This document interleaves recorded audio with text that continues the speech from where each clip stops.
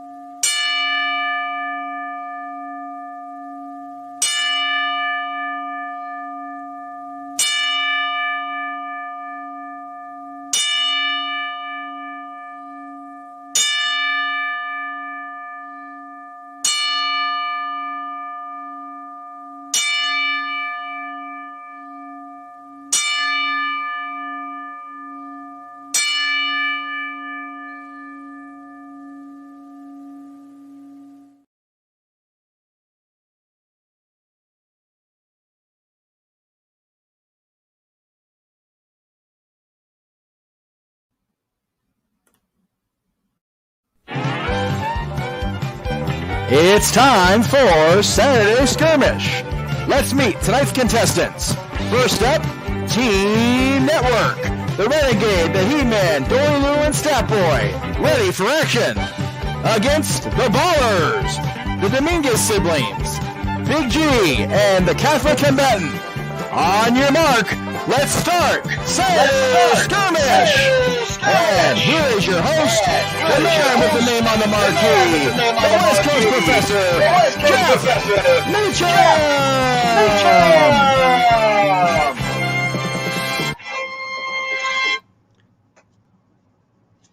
What is up, everybody? Welcome to this very special Saturday night here on the Geoff Meacham Network Multiverse of Media, of course, on the Caldwell Studios, the Simple Man brand, and the J. Hebert side of things. Man, I am so happy that the Core 4, if you will, decided to move forward with this presentation. I am so stoked, and yes, we will say right here and now, please super chat, please donate, because we ain't making that goddamn bit of money off ads now because we just totally dinged ourselves, but that's okay. It was worth it. I enjoyed that opening greatly.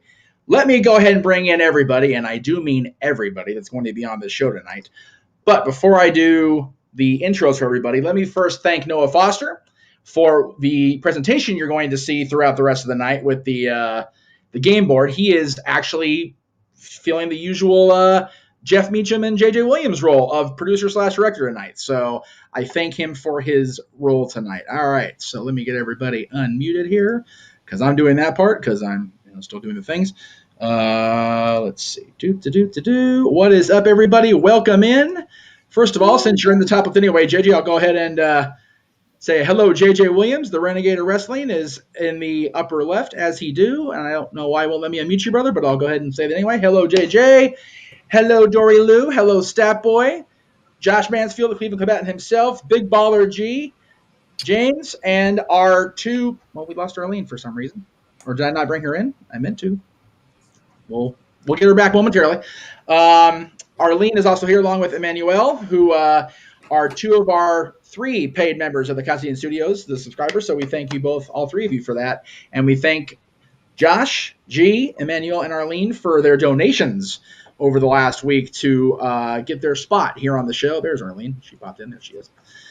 I fixed it. There we go. Yay me. All right, guys. So basically what we have, in case you couldn't figure out by the opening, because we're all clearly that tired, we're going to be doing Family Feud, basically, is what it's called. It's Saturday Skirmish, so I wouldn't get completely pinged by everybody involved at the syndicated part of the world.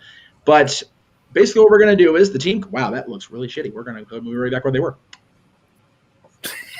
Well, I actually think that looks good. Just move yourself to where Big G is so that you're in the middle of Yeah, you're in the center. Yeah. I mean, that works too. Okay. Yeah, I do, because everybody needed where they needed to be except me. So actually, that's a good idea. Good job, JJ. That's what you produce most of the time.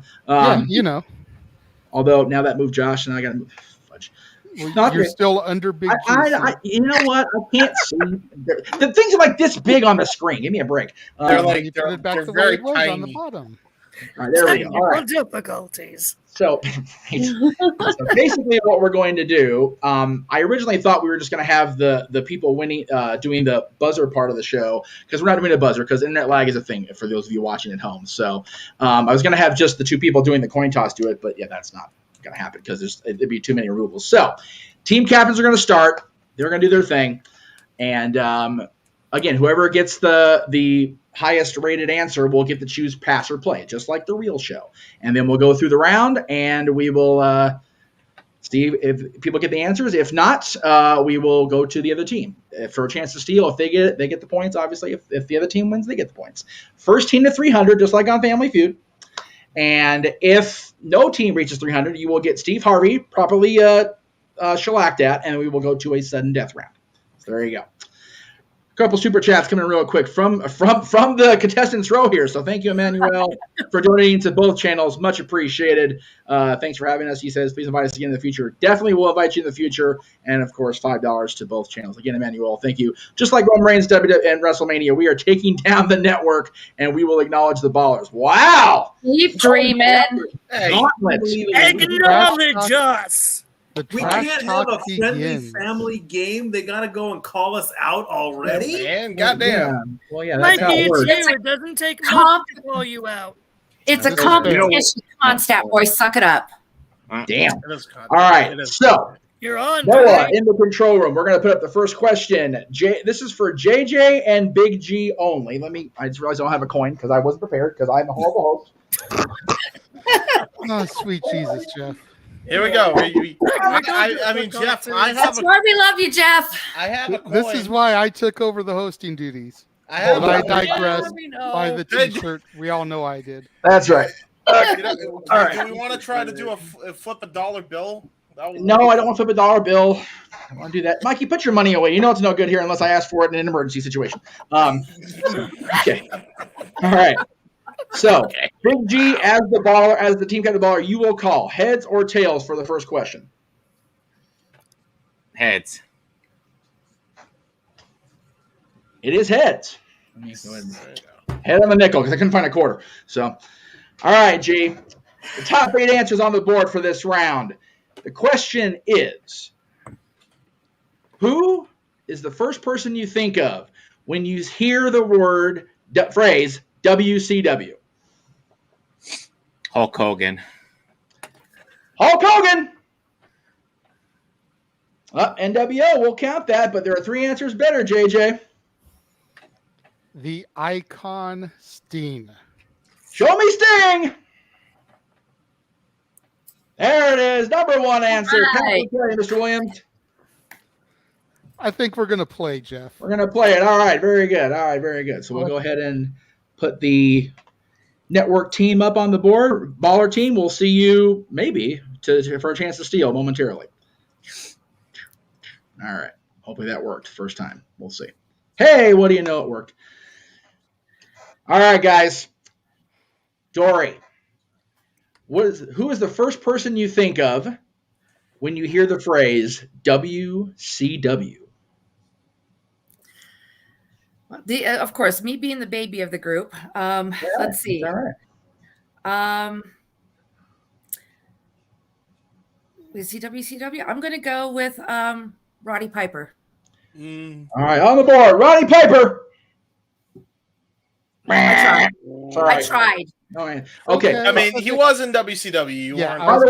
By the way, guys, run there, but not really notable. Good try, Dori. Good try. I was going to say in the green room. Good answer. Like on Family Feud. Ham it up. Oh yeah. We can... All right, Statboy. Got 1 strike. No worries yet. Everything's still good. Name the first person you think of when you hear the phrase WCW. The Nature Boy, Ric Flair. Woo! Woo! Yeah. Number 2. Very good. Very good. I just saw his work shoot promo on Bischoff, by the way. One of the greatest. So good, right? Of all time. Absolutely. Fire me. I'm already fired. Woo! You suck. Okay. I hate your guts. You suck. I was like, oh, tell us how you really feel, Nate. Oh, wait, no, don't. We're on Turner on HBO. Calm Abuse down. of power. You. James, First person, well, obviously not the first person because we know the number one answer, but first person you think of when you hear the phrase WCW. All right. I think I'm going to go with the very man that I just cursed in Ric Flair style, Eazy-E, Eric Bischoff. Eric Bischoff. Show me Eric Bischoff. Good answer. Good answer. There it is. There it is. Ooh. Very good. Number It's 7. okay. Still points. That's all that matters. All right. Yeah, We we're are still back. alive. All right, Capitan. Back to you, sir. Well, I would be remiss if I didn't name the man, the myth, the legend, the West Coast professor's most favorite WCW worker of all time, Goldberg. Goldberg. Good answer. Good answer. Goldberg. I don't like the answer, but show me Goldberg. Number 6. There it is. All right, very good, Wow, very good, very good. that All was right, gonna good be answer. number 3 for sure. All right. Damn, okay. All right, Dori, we're back to you. Still only one strike. Okay. I'm trying to remember on some of the ones that I have in my new Bible that I have for That's all wrestling. right. Savage. All right. Show me Randy Savage on the board. Come on. Oh. Nope. All right. Nope. All right. All right, guys. All right, that boy. Okay. 2 strikes. Okay. The answer's up there. We'll Good get it. answer. If not, Team Baller has the chance to steal and take the points. Stat Boy, it's on you, brother. First person you think of when you hear the phrase WCW. I'm going to go with a rival of Sting and the Four Horsemen. 4 Horsemen. No. All right. Damn, okay. So, all right, bring the All Baller right. team up here real quick. All right. Let me, Got him a chance to steal. Yep. All right. So let me. I should have probably put them before I brought myself in there. Made it all about me. That's okay. All right.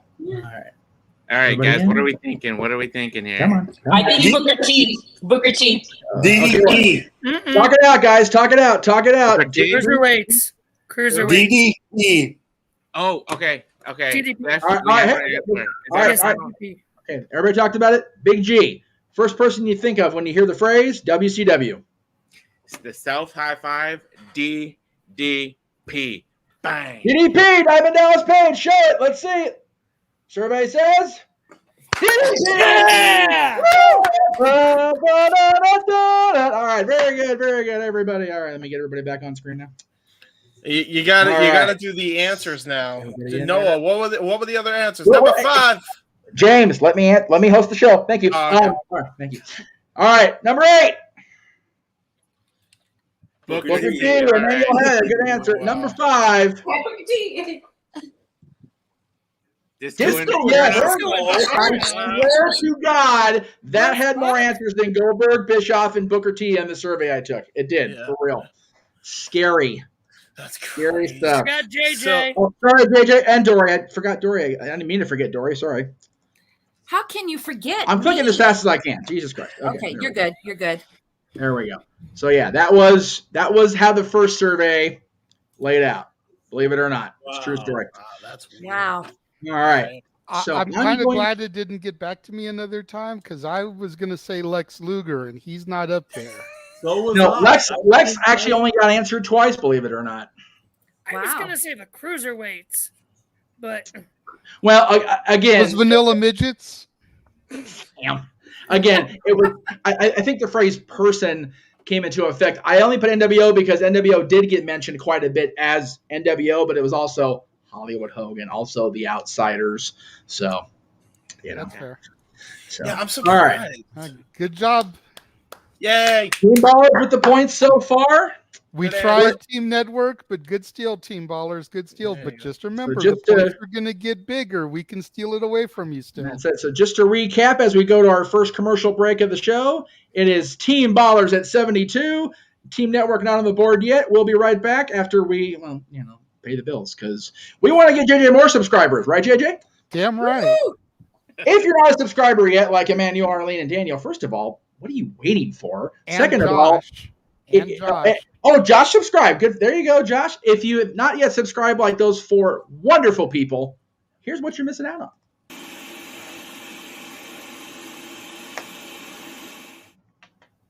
The following is a special announcement from J.J. Williams and the Casa D18 Studios YouTube channel.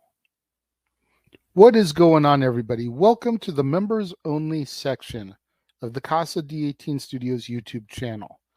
Now, in the coming weeks, months, and years, this is where you will find all of my non-archived wrestling content. What I'm going to try to do is review wrestling DVDs, much in the same vein as you will see my movie reviews over on Renegade's Reviews, as well as occasionally discuss the current wrestling product, much like the old school Renegade of Wrestling shows from the early 2010s. This is where you will find all of that content. I'm looking at doing it on Thursdays, as that's usually a dead day here on the channel, with the exception of the Throwback Thursday content that airs on the main Casa D18 Studios side of things. So for $4.99 a month, you guys will get access to all of that wrestling content that'll be coming to you in the coming weeks, months, and years. Those of you that subscribe early, like now, you'll get a few little hot take videos, maybe a surprise secret drop in there. But we're looking to have the content begin going live in July of 2023.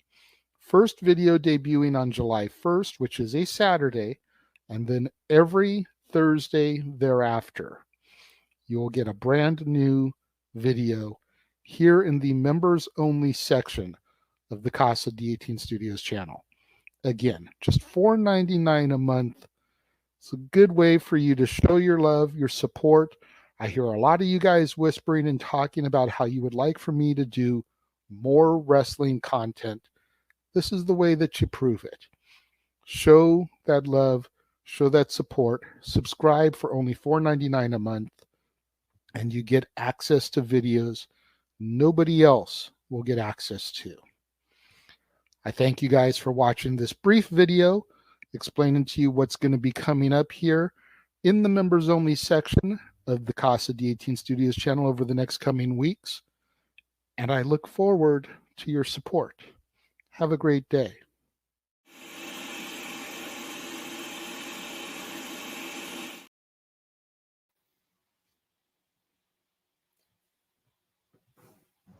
All right, we are back from break, and again, so we encourage everybody to subscribe at the Casa D18 Studios YouTube channel. So thank you very much for that. You see Dori and Emmanuel on the screen right now because they are number 2 in line for each of their teams. So we're going to go ahead and have them do the answers now.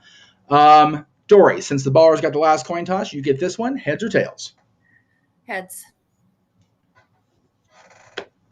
It is tails.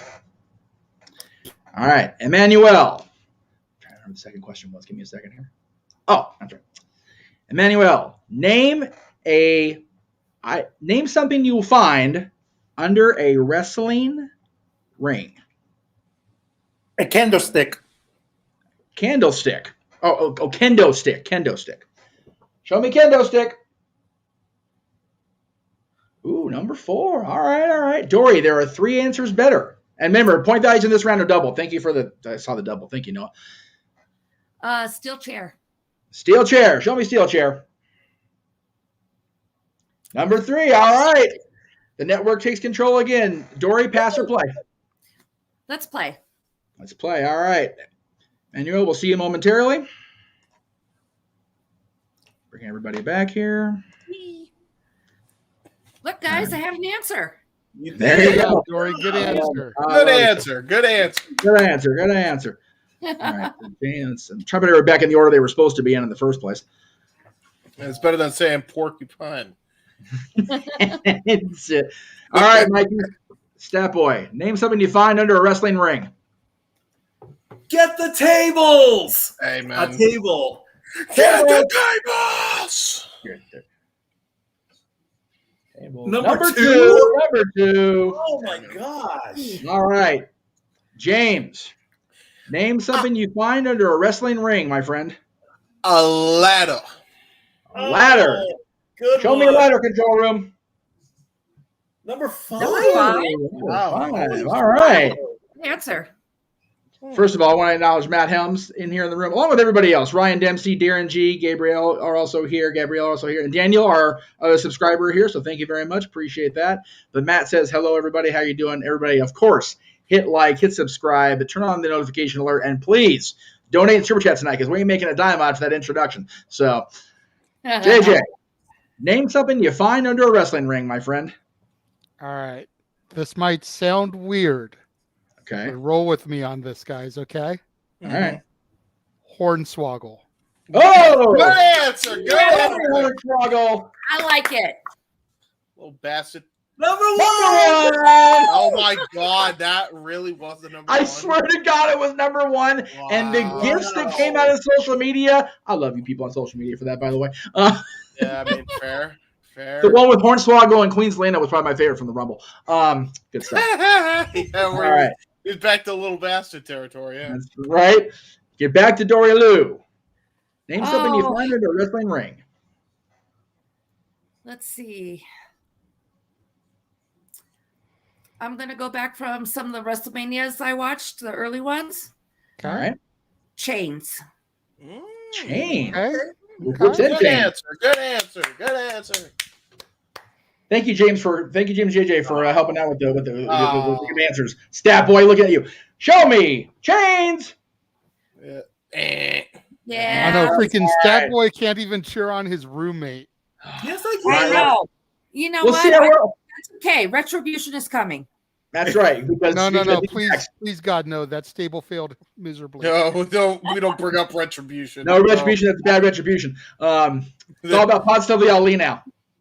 Anyway, Statboy, name something you find in a wrestling ring. One strike. Still in good shape. Triple H's sledgehammer. Show me this sledgehammer. Good answer. Good answer. Good answer. Come on. All right. Come on. He pulled it out of James. the ring Really? many times. All right, James. All right. The situation now. Come on, You got James. 2 strikes. Got to keep us alive. Your Keep answer's us there. alive, We keep bud. going. If not, the Ballers have a chance to steal. And based on what I saw, they might hit getting close to that number they're hitting. So, James. I've got a couple other good ones, but I needed to get them. I got it. I got you. All right, James. Name something you find in a wrestling ring. All right. I'm going to go with a thumbtacks. Thumbtacks. Yeah, All right. Okay. Show me thumbtacks on the board. Oh. There it is. All right. Bring We'll everybody. see. We'll see. That's all right. All right. Get the Ballers back on screen here. And make sure I did that right. I probably didn't because it's lagging like a mucker feather. So sorry, everybody on the Ballers team. You still have Statboy. Yeah, you still need to get rid I of know. me and Mikey and bring in Emmanuel. I'm trying. Lord knows I'm trying. There we go. All right. So Big G as team captain. Talk it out since you're on screen. Talk You it out. forgot my brother. Yeah, Emmanuel's still not there, and God, me and this Mikey is are. not happening. I don't know why it's not clearing people. I'm sorry, guys. Technology is what it is, folks. All right. There. All right, guys. Talk it out. What are you guys thinking here? They got Hornswoggle, they got TLC, they got kendo sticks. Trash cans? I was thinking trash can. I was thinking trash cans. Is that our final answer? All right, Geoff Meacham. We are going with the good old trash cans. All right, board. Show me trash cans.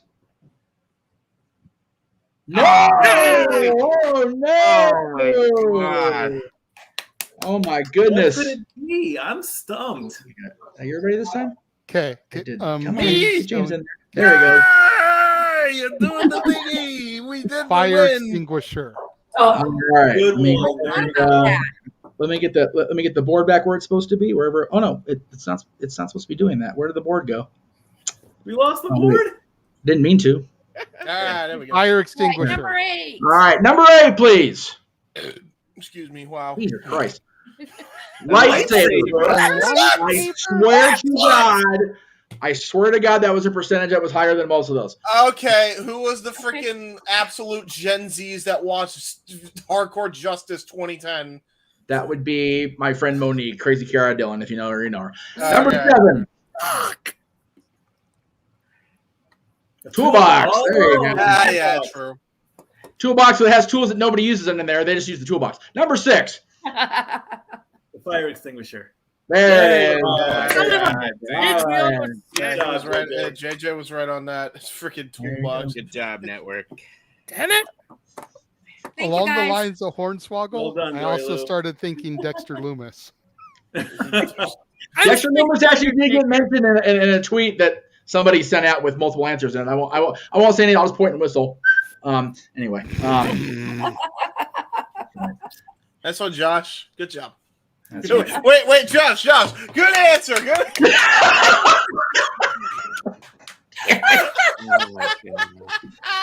Oh my God. You, James. That was good. That was tremendous.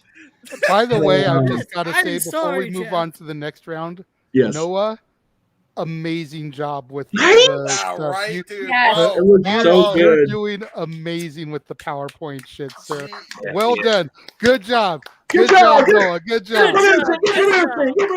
any Photoshop clown that says Photoshop's the way to go can suck it. All right. From the back, as our buddy Christian would say. Noah and I use PowerPoint, and that shit work. Clearly, right? And Sweet, otherwise, yeah, I'm using like a partial green screen because my camera got moved in the process of me moving shit around.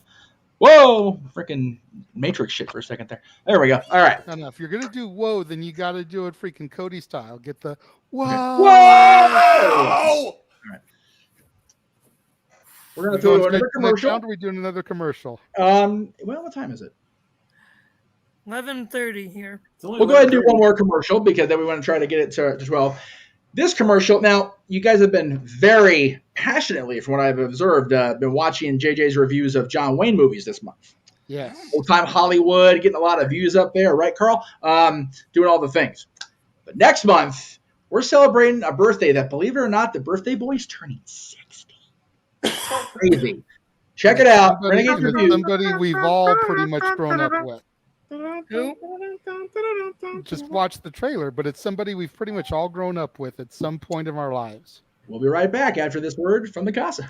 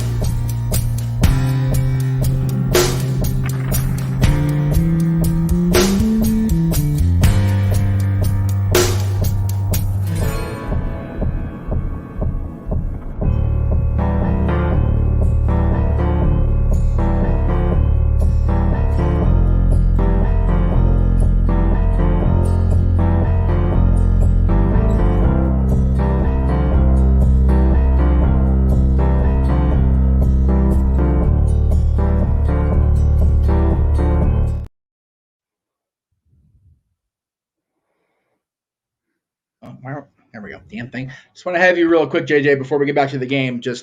I love you selected Johnny Depp, and I'm so looking forward to this. I'm glad also new release Saturday you're doing the Michael J. Fox movie because I want to see that so bad. Oh my God. Dude, you know how much Michael J. Fox has impacted both of our lives. Absolutely. I mean, Absolutely. obviously Back to the Future, but then Teen Wolf, Family Ties. Yes. You know, The Frighteners. What was the other one he was on? Spin City. Oh, Spin City was great. And Spin City ties into Barry Bostwick, which, you know, your daughter and Barry Bostwick are a thing now, apparently. So, Secret of My Success. The Hard Way. Yeah. So many good Michael J. Fox movies. I will definitely be getting to Michael J. Fox at some point down the road. Have to, right? But Daniel with the comment of the night.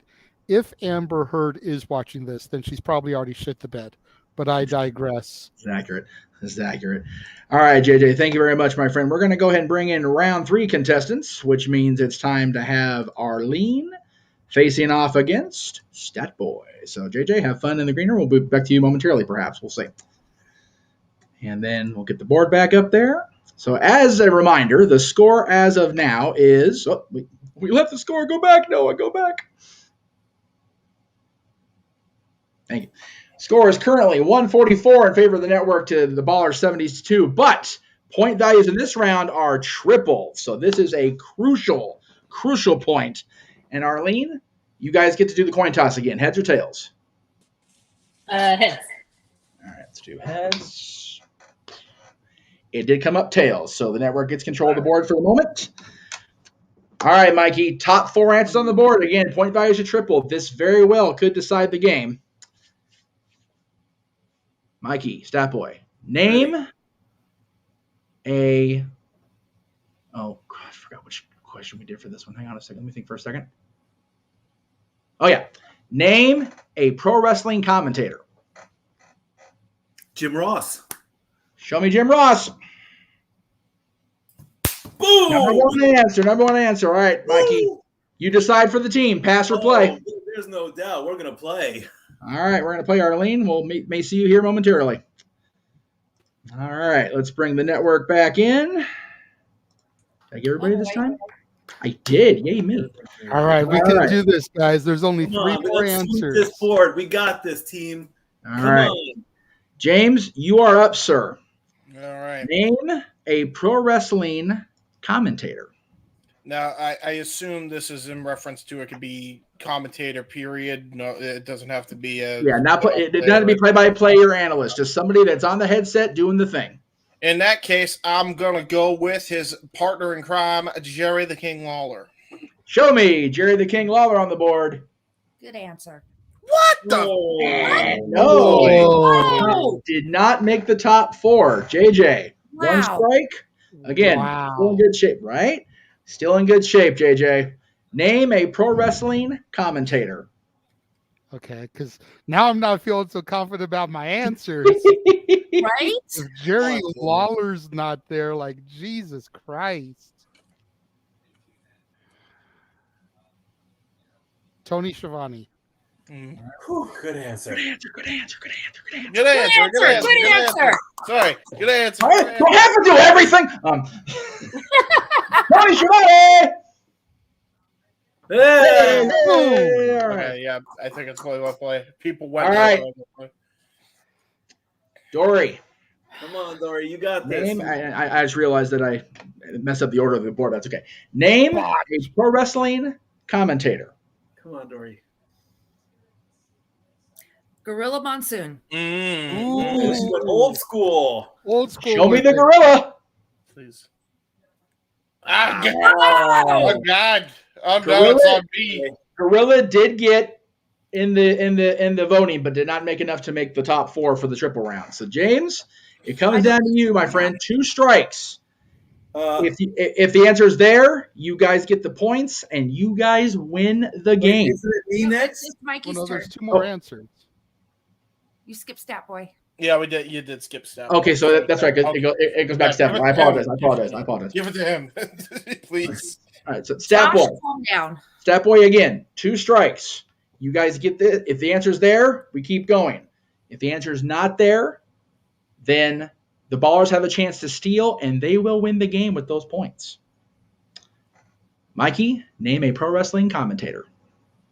Michael Cole. Michael Good Cole. Yeah, good answer. Good answer. Come on. Come on. Oh, no. All right, here we What? go. Are you kidding me? What? That's it. Not up there. Not up there. Yeah, Holy Everybody back in here. Shinnaki. Oh my God! All right, guys. All right. I'm going to be that guy, leave everybody in the room here just so I can. All right, guys. What are we thinking here? I will say Pat McAfee. Bobby the Brain Heenan. Okay, I'm trying to move me so I'm in the middle here. Josh, do you have any ideas? I like those two, Bobby and Pat. Those are both good ones. Fudge. Michael Cole isn't very long. Taz. Damn. Okay. All right, Big J, it's up to you, Captain. Name a pro wrestling commentator. I feel like all like AEW commentators. All right. Oh my God. I'm gonna go with my gut here. If you guys hate me, you guys hate me. I'm gonna go with. Oh my God. I'm gonna go with Corey Graves. No! All right, control room. If it's up there, you guys steal. You guys win the game. If it's not there, Team Network wins the game. Show me Corey Graves for the win. There it is. Wow. Team Network gets the win. We did it. We did it. We did did it. it. Yay. We did Come it. on. All right, show me Way to pour number these 4, first. I don't please. give a fuck. Number 4. Don That's West. Rest in peace, Donnie. And number 3, please. Bobby. More? Oh, You my asked God. them on my next thing. That was actually going to be my gut pick. Who? Mauro Ronaldo. There you go. All right, guys. Well, Who's in final NXT? What the? easy. Who is NXT? Who did that? Who answered these questions? That's incredible. Social media. Blame the folks You know on what? Twitter especially. Shout out to the Twitter people this time, because you know what? It's about damn time Marinello got his due. God That's damn it. right. Damn it. Oh That's my right. God. Hey, at Can I least say you know something what? real quick? Now you can't say 1992 is the best Royal Rumble because the tear in my eye. It's done. It's over. It's over. You can't say. Gorilla and Bobby. Neither one of them are on that list. Wait, hold on. Gorilla Wait, so was we second won? choice. Wait, You we guys won, right? yeah. You guys won. Yeah, Okay, so I get to do the promo then. With a gleam and a tear in my eye. Woo! Well, you know what they say. To be the man, woo! You gotta beat the man. Well, I'll It's tell you okay. what. We'll see Dori do that to Statboy later tonight, anyways. I'll tell you what. Noah, I'm going to bring you in. Again, brother. Well done, So Noah. good. Sir. Everybody on the right. Oh, Hey, everybody's on the right team. That was such a damn blast watching that. I swear to God, I was just going, each time. Yeah, I was like, you said that. And then I heard the reaction when someone said Michael Cole wasn't there. It was just priceless. Great Brutal. job, Team Network, and well played, ballers. I'll tell you what. Since Josh and James didn't get to sudden death round, you want to go ahead and play it just for fun, Noah? Yeah, Hey, why the hell not? Yay! Yes, please. All right. All right. So had neither team reached 300, first of all, you would have got a Steve Harvey ridicule because I can. I'm the host. But it would also be a coin toss situation, even though, but you know what? Because the Ballers lost, I'll give Josh the option here first. Oh, that's noble. Josh, we're looking for one answer here. Okay. There were multiples, but sudden death, one answer. Name a typical feature or decoration on a championship wrestling belt. Good question. Ooh. Company logo. Okay. Show me company logo. No, Really? it does not. So with sudden death, it would move to James. As we said, he was in his round. James, name a typical feature or decoration on a championship title in wrestling. A jewel of some kind. A jewel of some kind. Show me jewel. No. All right, so then we move back to the top of each team. So it goes to Captain Big Baller G. I'm going to go, oh my God. I'm going to go with an animal. An animal. Show me an animal. Really? Also incorrect. Wow. Capitan Williams. A globe. Show me a globe. Ding. There it is. God damn. Boom. Almost. Right. Double. Just because I'm wearing the baby. shirt, JJ, you can't do the boom. No, I'm kidding. That was fun. That was fun. So, I enjoyed that. so the way the way I did the answers, not all the answers got 100 or more answers. So if they didn't, it was a percentage. The sudden death one actually only got 5 answers. So since Globe was 2 of them, it was 40%. To be fair, I said nameplate when me and him did a test run because I didn't know the answers for it until I was putting this together. I was like, what's the most common thing I could think of that's on a championship belt? More likely a nameplate, but that wasn't the most popular. Go figure. I was I mean, thinking too that much too. like obvious, right? Yeah, Yeah. nameplate pretty Big globe solid, of- but you think about the way too WWE, cold for most that. of those belts don't have plates anymore. True. Yeah, actually, the actual comment that was left on my Facebook when somebody answered nameplate, I'll go ahead and read it verbatim because we're well into the show, so I can go ahead and do that now. Yeah, why the hell not? It was profanity laced, to say the very least. Oh, lovely. Facebook. Lovely. People, I'll their get there. finest. Right. Everybody's happy until they start getting stuff they don't want to see. Then it's just all disgruntledness. All right, the exact, and this is a Facebook comment, so meditate in your lip, which surprised me. From my buddy Caleb Thomas. The thing they should bring back and get rid of those stupid fucking personalized side plates, the fucking nameplates. Yeah, I agree. I mean, yeah. Yeah, I agree. Here's the thing: merch, money. You give them to those sports teams. Yeah, you're getting your logo and their thing all together. Yeah. But yeah, I know. Yes, the corporate logo was actually used. I believe, I forget which of the siblings, but Arlene or Emmanuel did say the WWE logo, which would count as a corporate logo.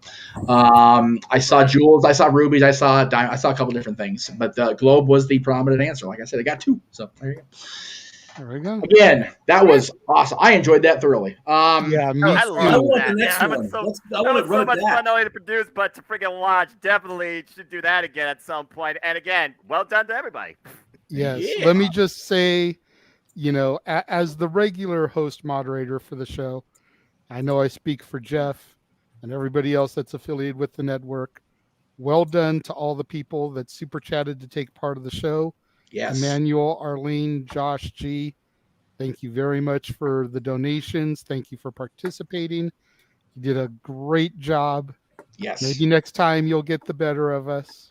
I'm not trying. Oh, there's no maybe about it, JJ. Anything, but you know what, Josh? When did your Browns last get a Super Bowl? Oh! Good answer! Good answer! I understood that, Leverage. Bing! Here's one better. When did the Kings or Indians Ducks last win a doing? championship and you can't count the Major League movies? Better answer! Wow. What is happening here? This is a freaking sports bird You all want of to a talk sudden. shit, Mansfield? I'll talk shit back. I was Okay, trying not to be JJ's braggadocious. I was trying to be very modest. Maybe So next time you JJ's guys trying will to. get the better of So us. JJ's the new Fair enough, swab. JJ. Got it. We're gonna. JJ's gonna be the swab and stop the swab. Got it. Okay. Jeff, JJ, I had to Yes, trash sir. talk. No, Big G, I will deal with you during football season. I've lost Jeff. control. We're gonna save it for Yes, you August. have. When we come back Yes, to yes. the All right, football don't worry season. about it. Producer man, Yeah. lost control. Give it to- Jeff, Wait. Oh, wait. tell the people what game we're going to be doing next month. Well, funny you should ask. I just happened to load the graphic in right now. Oh, this should be Yes! blank. The next game. Kick So, how we're going to do this is we will have 3 celebrity panelists from the team on the network. So, 2 of you out there in the audience can super chat anytime between now and June 10th during open mic night. And if you super chat the $10 that the 4 people in the room now super chatted, you will get your spot as a contestant. And since it's match game, it may not go the full hour, so we'll go ahead and take 2 contestants worth for each show. 4 contestants total, 2 for each half hour. So there you go. And just like we did with this last set, we ask that half get donated to Geoff's channel, half to mine. So please. 2 contestants, please super chat to the Casa channel, 2 contestants to the Geoff Meacham Network side of things. And we'll take 1 from each set. That way it's even on the game side of things too. But yeah, match game. I've always loved match game. And since it's going to be after 8 o'clock, it's match game PM. So I encourage anybody that does drink on the panel, that you're more than welcome to drink on the Oh, Lord. Geoff, what are you trying to start? I'm going to be drinking. I'm hosting the damn thing. You kidding me? That's right. I'm the guy that's going to be producing the best of freaking PowerPoint. I'm going to get my fireball. Gentleman Jack whiskey. Oh, boy. Yes. So, for those that are on the panel already that played as part of Team Baller, if you guys would like to throw your name in the hat for the match game portion, and we are hell yeah! Arlene is already sent $9.99. Arlene's in.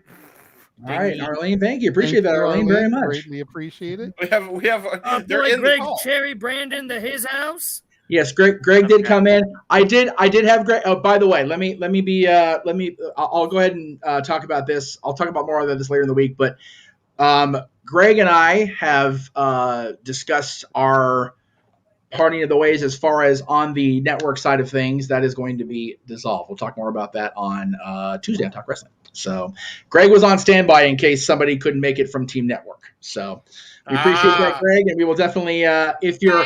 I know June 17th for the match game, he's going to be actually at his best friend's wedding. So there you go. He will not be there for that. But that's a perfectly valid excuse about being on match game. Your boy's getting married. Hell, you know. Yeah. I mean, priorities before blank. Well, passions. What is passions, Noah? Well, I mean, I might write passions. I don't know. Passions was a very interesting soap opera that lasted shorter than it should have. Number 1 answer. Good answer. That's right. We're still on Family Feud. All right, so we've got our. All right, let me go ahead and close my share screen. Right. Glad y'all liked that presentation, by the way. Yeah, you did. Great. Okay, my bad. Vacation for the 17th and then July 1st, which I told him, dude, if you're going to be, I remember that now. I told him, if you're going to be at a wedding on July 1st, have somebody bring a briefcase and do a run-in, because that's just brilliant shit. Right.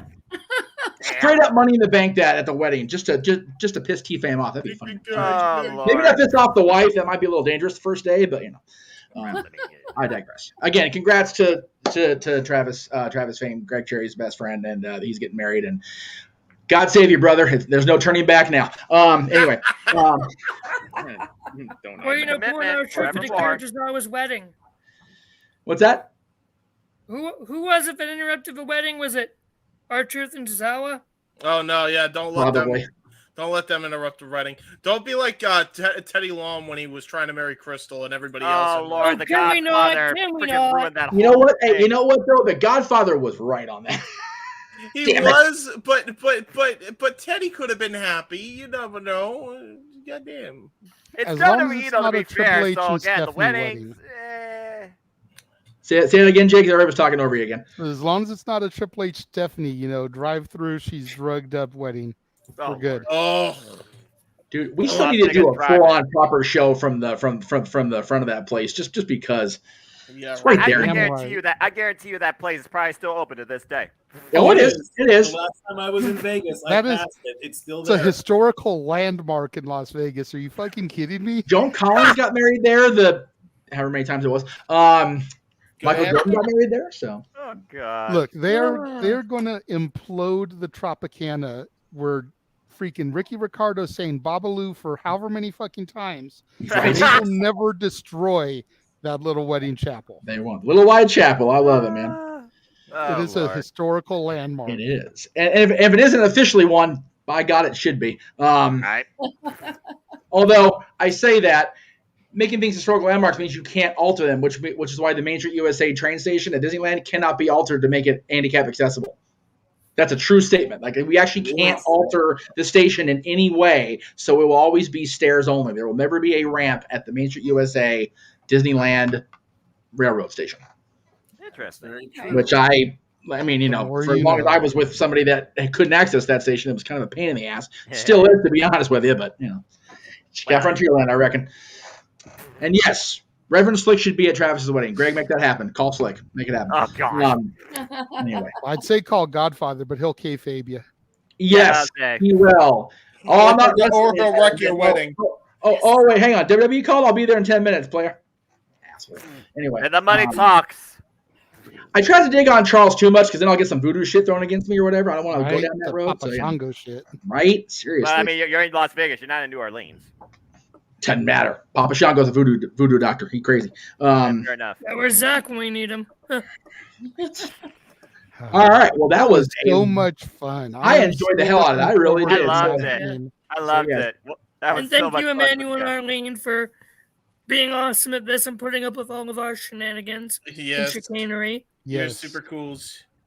Hey, Josh, you're hosting anyway. Go ahead. You're good. Go ahead. What I do? You're hosting. I'm not. Well, no, he was. In fairness, he was. He was just saying thank you. I'm just giving him a hard time because I can't get it to Josh.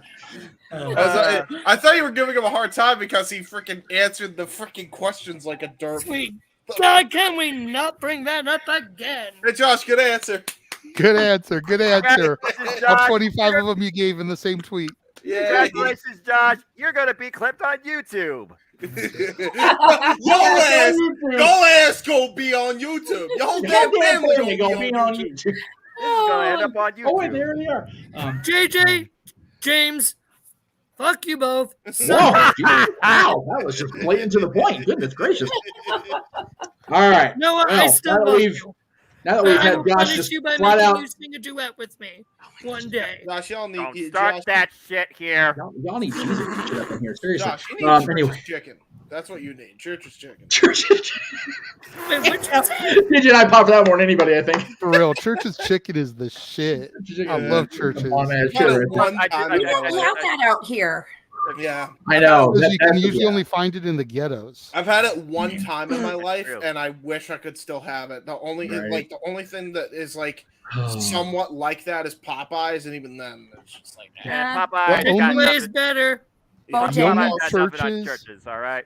The only churches I even have up here in Victorville is inside of a gas station. Right? That's not a church. Yeah. That's an express. That's how ghetto it is. That's ridiculous. It's tremendous. But if I want churches, that's where I got to go. I either got to go there or I got to drive all the way down the hill. I didn't know the 7-Eleven owned churches too. Oh, man. No, you don't have to go all the way to Rancho. You can just go down the hill and go to San Bernardino. Today's episode is brought to you by Church's Chicken, everybody. Go ahead and buy churcheschicken.com. What the fuck are we doing here? I didn't realize that. No. Since we've moved out here, give me Bojangles. Yeah, there you go. You know, I have not had Bojangles. I haven't been in that part of the country long enough to have had Bojangles, but man, I hear so much good stuff about those guys. So I wonder how they match up to like Raising Cane's. Cause I had that recently for the first time. I'm like, oh god, that sauce, man, that was good. Oh, that sauce is really good, but Bojangles, you don't need sauce. Wait, so Raising Cane's we have out more so locally by JJ than we have here in my part of LA area because there's at least two out there that I know of, and I actually had that sauce. It looks like it kind of looks like a off beige sauce. That I had never had that before. Last time I was at Teresa's JJ. That shit was good. So this is an obvious dad joke here, but why are you guys talking about who raised the guy who's the mayor of Knoxville County? Like that is an obvious dad joke, James. And do you know where a dad stores all his dad jokes? Oh God. Where does he store them? In the database. That's a clever All right, well, we were going to run this commercial during. Okay, I am talking over everybody. I'm going to be loud and be Grizzly Bear. Hush, all y'all. Thank you. Okay. Gee, I was going to give you your plug. Don't leave. Damn it, he left. He had to go to sleep. Celeb Fest. By the way, JJ. I was going to do the video plugs before he left, and he didn't give me an opportunity. I was trying to answer. He already got GTS. Screw it. I'll go ahead and run the opening trailer. All right, Arlene, Emmanuel, again, thank you both for being part of this craziness. Definitely, Arlene, we'll have you back. Match game. I'll be back for match game. In the meantime, everybody stay tuned. In about a little under 5 minutes, we will go live. We'll be back with you after we run the beautiful. Arlene, again, thank you very much. Appreciate it. You're welcome. Thank you for having me on.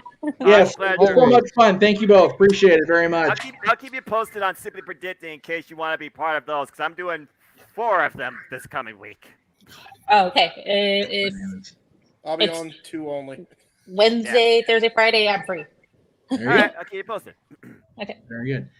For everybody else, we're going to throw to the beautifully crafted Casa 18 Studios trailer opening and then the amazing opening from Mr. Hebert. Stand by.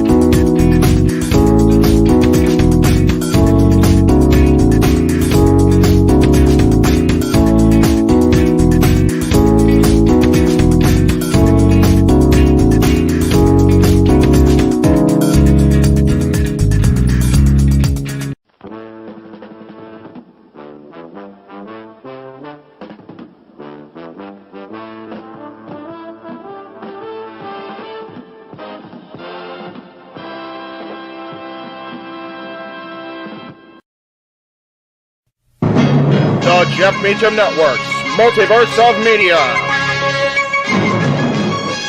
For over 15 years, the recognized symbol of excellence and the standard bearer in coverage of sports and entertainment.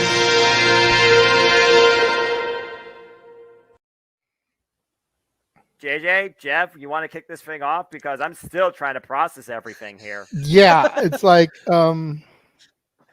who wants to go first? Well, come on in. It's open mic night with your host. you could maybe say there's really 4 topics, but it's split into 6. The Renegade, J.J. Williams. The Sammy and Eddie Kingston thing, which one's the better smelling turd? And his panel of co-hosts. I am founder. We'll call me that for today since we're going with the Jeff Jarrett love theme here this week, according to JJ. The West Coast Professor, Geoff Meacham. Karma is karma. That's professional wrestling! Damn it! The Simple Man, Noah Foster. It's showtime! Yeah! How you doing, JJ? How you doing, Geoff? James. Yeah. And the He-Man, James Hebert. Imagine Bill Burr, Joe Rogan, Paul White, the Baldies. There you go. It's sells God. Get in there. Short his ass and shit the bed. He's not Amber Heard. Give it time, JJ. Give it time. Now, I'm sure Geoff has some stuff that... Dumb move. Just don't pull this bullshit again. You get 1. Tony needs to stop caring about the ratings. Bradshaw said as long as the ads are in place, we're not going to lose that 3rd hour. Ring of Honor does not have to be AEW Live. They don't necessarily have to coexist with each other. We kind of saw that tonight to a degree. Along with a panel of guests. Well, we saw that no one. longer glorious. Don't you bring that up. You want me to rant about what my NXT used to... No, we are done here for the night. I swear, James. because you never know who may show up for open mic night. I leave our company in the capable hands of an extraordinary group of superstars, employees, and executives. The first thing that came to my mind was, it's about damn time. Amen! I literally touched everybody in the state's trash. So it's horrible, you guys. Peyton's new thing is Dennis the Menace, but it's funny because she calls it Dentist the Medicine. And that's great. When Elliot Taylor came out and did Born for Greatness live, I was popping my pussy, having a great time. I didn't care. I was having so much fun. Sit back, relax, and enjoy the show. Fuck Bill Belichick.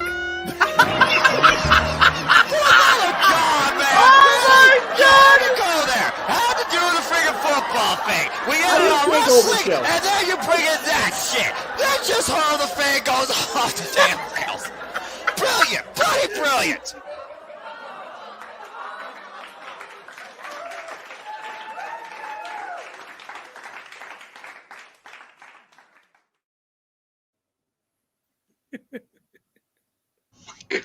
Never gets old. Never. It really doesn't. Never. And I still have the same freaking reaction.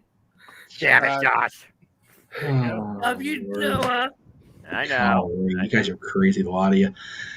Okay, see if I can freaking put Jay. I don't know how you usually put people, so do your own thing. Are you signed into mine? Or are you signed into yours right now? I'm signed into mine. Okay. How do you want us? I really don't give a shit. Do the thing, JJ. Put you where James is. Okay. Now put Josh where James is. There we go. Okay, that works too. Oh yeah, because that way I can just go. Wait. Hang on. Wait, where? I'll find it. Oh, There it is. There we go. Point to that logo. Okay. That way you've still kind of got the core four laid out, and then you've got Josh just kind of in the middle. As he do. You know, where any one of us can just smack him. That's right. But yes, Open Mic Night is on the air again. Thank you, everybody, for... If you enjoyed Family Feud or Saturday Skirmish, it was brought to you by Noah and myself. If you didn't enjoy it, it was brought to you by Josh and JJ. Damn, really? Wow. At least throw Mikey in there, Jesus. Okay, fine, Mikey too. Mikey always produces things and makes it good. At least make it Josh and Mikey. Okay, fine. Josh and Mikey's fault. That's it. We'll go with that. That's fine. That works. Oh my gosh! Nice. Keep going. Here we go. Big G, thank you for being here for the Saturday Skirmish, and we hope you have a lot of fun at Celeb Fest tomorrow. Yes. Say hi to JR. Since he's actually still in the chat room, I'm going to run his things really quick. Okay. If I can find, I don't see where the graphics are the way I did for him, which they're in here somewhere, but Lord knows. But he will be at Slugfest 7 in Baltimore, of course. Today it was there, and tomorrow he has two very special guests that are part of Parker King Productions that are going to be there with him tomorrow in particular. So I'm going to go ahead and run the things really quick, and then we'll come back and I'll let JJ do his damn job. May 21st, I'm going to be in Baltimore. What am I doing, you might ask? I'm going to go for a signing, maybe some autographs, whatever you guys want, some pictures, whatever you want with me. Just nothing weird. May 21st, 10 to 3 p.m. Be there or be square. Okay, I'm glad that she went and threw the nothing weird in there right after she said anything you want with me. Nothing weird, you big prevert. What's wrong with you? And then, of course, Fans are weird.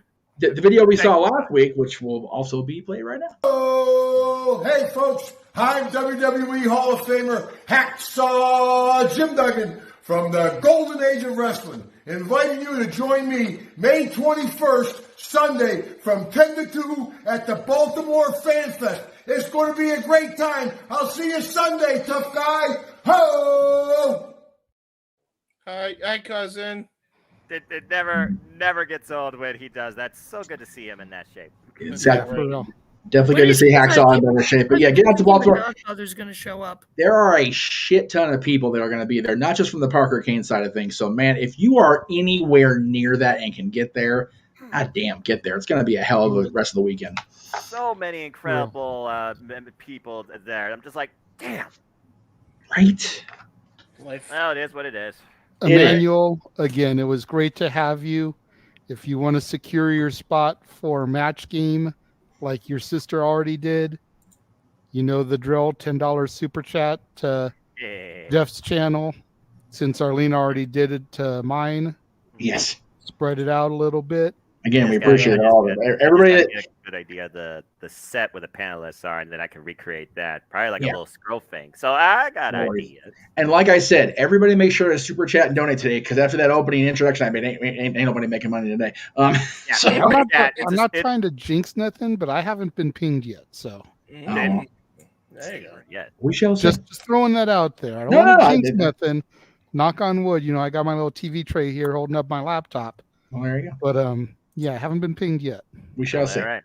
But still, every once in a while it happens on its own. So you know. You're gonna not make that super chat's as simple as that. Yeah, that's right. Yeah, the banner. Yeah. So yeah. All right. So we're gonna do you said we're gonna do the tag titles first, because we're gonna have. Well, we were gonna do that first because Big G wanted to discuss it. Oh, okay. He already bounced out, but yeah, we can still do that first. Before we get into that. Oh, yes. Did you do the one I sent you during the commercial? Did you grab that? As far as yes, I actually am loading it right now because I realized I didn't send it to myself to do it. So no, that's fine because we're not going to do it this moment. I just wanted to make sure you got that. No, trust me, I've been wanting to do that because it's like so freaking obvious. But I digress. So the first topic we're going to discuss tonight, like I said, Big G wanted to be here to discuss it, but unfortunately he's got early day tomorrow, so he couldn't hang around. The women's tag titles are vacant once again in the WWE. What? Yeah. So Liv Morgan suffered an injury during her match, not last night, but a week ago. Yeah. And they had to vacate the titles. Technically, yeah. So this is going to happen. The Raw after Night of Champions, correct, to crown new tag team champions. Now, here's the thing. Right. The show's called fucking Night of Champions. Why aren't we doing this match on the pay-per-view? I don't understand that. Do I need to say anything else? You literally just said the damn sentence for me, despite the fact who's the second team on that damn graphic that you think's not going to win if you're freaking drunk. The only thing I can think of is that's a lot of women to have booked on the card, and the women already have to cover up in body. So that might be the reason why they're not doing that. No. I call bullshit. They did Elimination Chamber, okay, so they can book a fatal four-way for a pointless set. Yeah, you're right. I call bullshit. Yeah, you're right. He's actually, he's right on that. And I feel you on that, but they've also already got Bianca defending her title, and they're going to probably have Rhea defending her title. Against Natty, yeah. So that's already 4 women, and then those 8 is 12 women on the card in Saudi. So basically what you're saying is the Saudis are like, 6 women, that's fine. 10 women, no. Too many. No. 12 is double that. I mean, yeah. So James has officially got the F-bomb off here. Now he's just defending the Saudis in general. Just guard your house, dude. Guard your house. Yeah. It's long shelter, brother.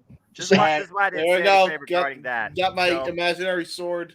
That's right. See, and then here's the other thing. Somebody pointed out to me. Throw that graphic back up. Okay. For the 4 teams. I got you. Somebody posed the possibility, and I just kind of want to see what people think about this.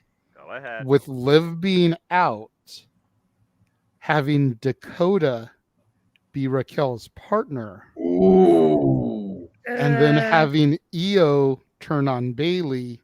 I like breaking up Damage Control completely. I like it. Well, here's the thing. They've already selected Raquel's partner because Raquel teams with her partner in the already pre-recorded SmackDown for this coming Friday. Oh, God damn it. Okay. Right, we don't do spoilers, Meltzer. Don't do the spoiler, but yeah, okay. Yeah.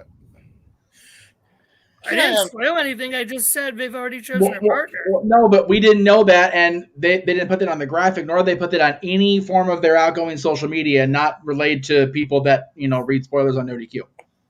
Yeah, that's right. Dude, I don't do that anymore. Exactly. That being said, so look, let's just call it what it is. Damage control is damaged goods. Yes, they should are. have broke up. Insert date here. All right. So if this is an obtuse angle to finally get rid of them as a trio, then maybe I'll actually care about this fatal four-way, if nothing else. Because at this point, how many signs from God and conveniences do you have to have before you realize that these freaking women tag team championships are not meant to be? No. Yeah, at this point, just I could say that you should give a single iota of a shit about the women's tag team division because you should, but I've been on that goddamn hill already, and at this point, if you're not going to care, just fucking kill the division. Seriously. And at this point, I don't want to see it anymore. I'm tired of talking about it. It's like who you're doesn't right. run at this point? It's like Groundhog's Day with the same shit. Still, none of the tag teams, with the exception of maybe like 2 out of the entire roster, have fucking names still. Like, right. Team Karen and Team MMA. And they don't even have names. The only two officially, that have, right? Yeah. The only 2 that actually have names, I think, are Damage Control and the KC crew or whatever in NXT. That's it. Oh yeah. And everybody else has no tag team name. Freaking, they had Abba Fire. By the way, spoiler alert, folks. I actually watched all WWE content for WWE Aftershock. I had to because there was Owens on North Carolina, right? North Carolina. I want to be seeing Kenny Omega. Yeah, exactly. Yeah. I just don't stand how you have so many talented women and you cannot book a proper tag team division. That astounds me. There's no creativity. There's no give a shit value on this thing. If you don't care, just kill the division. Right. Why are we wasting our time? Why are you wasting our time? Well, at least they got NXT. Oh, wait. They're on SmackDown. To that point, thank you for making that transition for me. You're welcome. Isla Dawn quote tweeted about that and said, "Is this even necessary? The one and only women's tag team champions are right here." Hashtag unholy union. Yeah, which, by the way, they call themselves the Unholy Union. WWE still has yet to put that on their fucking graphic officially. Hello? Josh has his hand up. He's being very patient. I appreciate that. Go ahead, Josh. Carry on, God damn it. So I'm going to shit on all your parades right here. I'm looking forward to this because I do care about the women's tag team division. And guess what? You don't need some super special, cool secret name to be a good tag team. No. For goodness sakes, Edge and Christian, Brian Kendrick and Paul London, Ray and Eddie. You don't need some stupid, cool name to be good tag team champions. No, you just need that for For goodness marketing. sakes, it doesn't matter as much nowadays. Yeah, it does. Are you kidding me? With the men, it sure as hell does. I'm not kidding you, Hebe man. But we all know what's going to happen.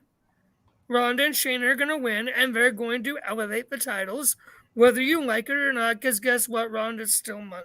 Is Ronda even healthy yet? Like, seriously. Only healthy enough that they're in the match. Well, she was also in the match at WrestleMania, to be fair. Yeah, she was in the match and nowhere near to compete at that Mania. Look, all she has to do, guys, is an armbar, contractually obligated, once a quarter, and she's good. That was right. Damn, He's that right. sounds more like Roman Reigns than Ronda Rousey, the other double R. Well, maybe they're both becoming the same thing, except I can actually care. I don't know. Actually, at this point, I'm over both. Now, I will say, I do expect Io to turn on Bayley in this match. I totally do. After Bianca loses at Night of Champions, and we Not get happening, but go ahead. Asuka and Io together. Not happening. Keep dreaming, Kabuki Warriors 2.0 fan. They should fucking reunite at this point. He's not wrong. Kyrie is in so much better shape in Stardom. There's no denying that. All right? I understand the whole idea that not everybody needs a tag team name. That's fine. All right, Josh. The problem is none of them do. None of them. There's no names on it. There's no names. They are Ed Leslie. They are Brutus fucking Bar Beefcake up in here. I mean, we're just waiting for the time trying to say KC squared for Kanan Carter and their insert other person's name here that I can't remember. But Katana Chance. Yeah, thank you. To Josh's standpoint, though, and the counterpoint also kind of like both of them, where, like charges repel each other. How many men's tag teams actually have a tag team name? So many. In this day and era. Josh, you're a you young boy, okay? Like KG Buddha would say, you young boy. There was a point. Thank you, Geoff. There was a point where everybody as a unit or a duo had some sort of singularity in their identity. It raised their value. It also led to marketing. In an IKEA system of WWE tag team formatting for the women's division that apparently seems to fall flat under creative plans and has been part of the problem since. Now, the only reason that this version 2.0 is falling to the wayside as it is, and Triple H needs to open up his eyes and see that, is the fact that you don't have any long-term conjunctive, believable tag teams in your entire WWE Women's division. For Pete's fucking sake, they threw together a damn tournament with only one real tag team in it, and they didn't even win it. Yep. And tag team wrestling is an irrelevant, poorly creative freaking strategy, women rise in the WWE, except for, and I can't believe I'm going to say this, and there maybe only be 3 teams down there, but at least there's an identity. JJ's fucking NXT, and they got their damn tag team champions on SmackDown, and they can't defend their titles across the 3 brands. Give me a break. And you mentioned something also, Noah, and I think it was like in passing, but you said, Josh, you said not every team needs to have a tag name. And Noah said in reply, except for marketing. You hit the nail on the head, dude. How many tag teams on the male side do they have as a tag team name so that way they can market themselves as a team and sell a bunch of fucking merch? You want to take a look at the current tag team champions? What do you mean, the Grand Tag Team Champions? Hold on. The current tag team champions, Kevin Owens and Sami Zayn. I'm pretty sure the What's their team name? Yeah, exactly. And I understand that, but before that, who were the tag team before? The Usos, who were part of the Bloodline. Before them, I don't even remember now because it's RK Bro. Ray and Dominic. RK Bro. They had a tag team name that was Makeshift as Makeshift Can Be. They sold a shit ton of merch. Yeah, Ray and Dominic Mysterio were before the Usos. Yeah, the Mysterio family. The Mysterio family. Yeah, they called them Ray and Dominic, but the Mysterio family still had a merchandise line. Yeah. It's like you need to have team names to create merchandise. Okay, but you know what I mean? Like, it's just very, you talk about gender equality. Well, no, it's not even that. Here, I think, and again, this is probably just me overthinking because Lord knows I do that, obviously. Yeah. I think you're worried too. I think you're putting too much faith in the WWE marketing department, first of all, because just hang on. Go ahead. Other than the Usos and to a lesser extent RK Bro, with the team name on the merch, when was the last time a tag team got a bunch of merchandise? New Day.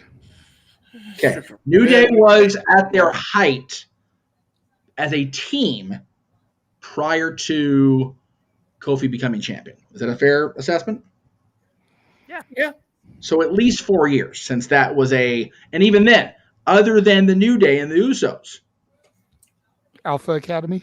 Money's still money. Alpha Academy now And maybe to us, I mean, but American Alpha, I think, had like one shirt, and then we realized Jason Jordan was Kurt Angle's illegitimate son because we had to go there for a storyline for reasons unknown to me even now.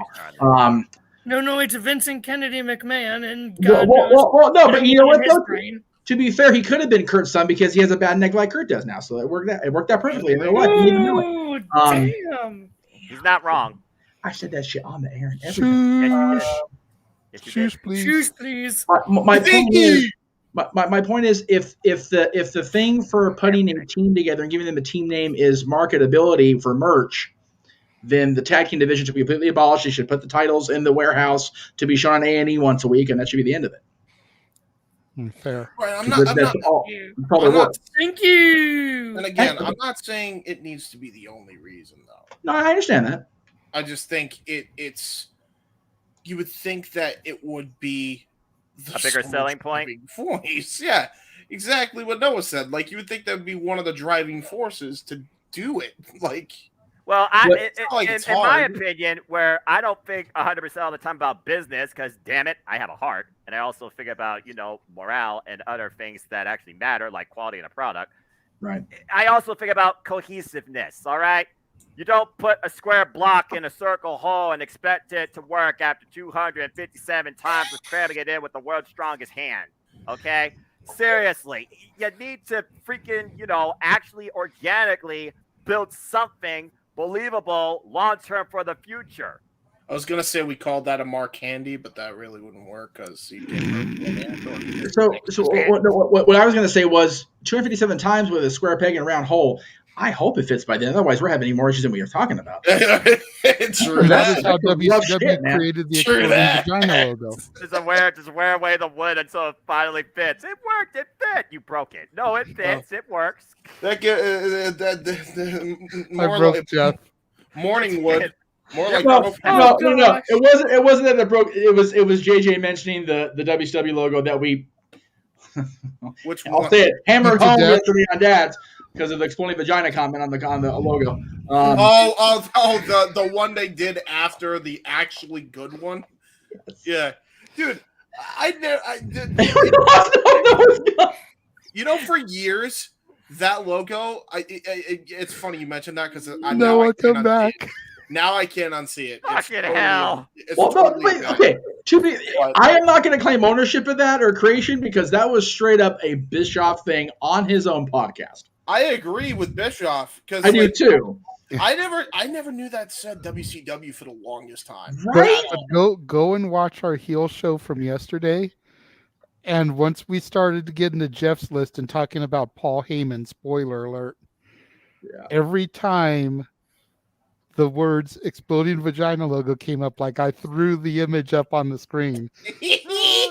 God. Beat the crap out of the gimmick. Yeah. So yes. Oh, you beat the crap out of the vagina, JJ? I was going to say, we spent the second half of the 2-hour show beating the hell out of the exploding vagina. That's exactly what we did.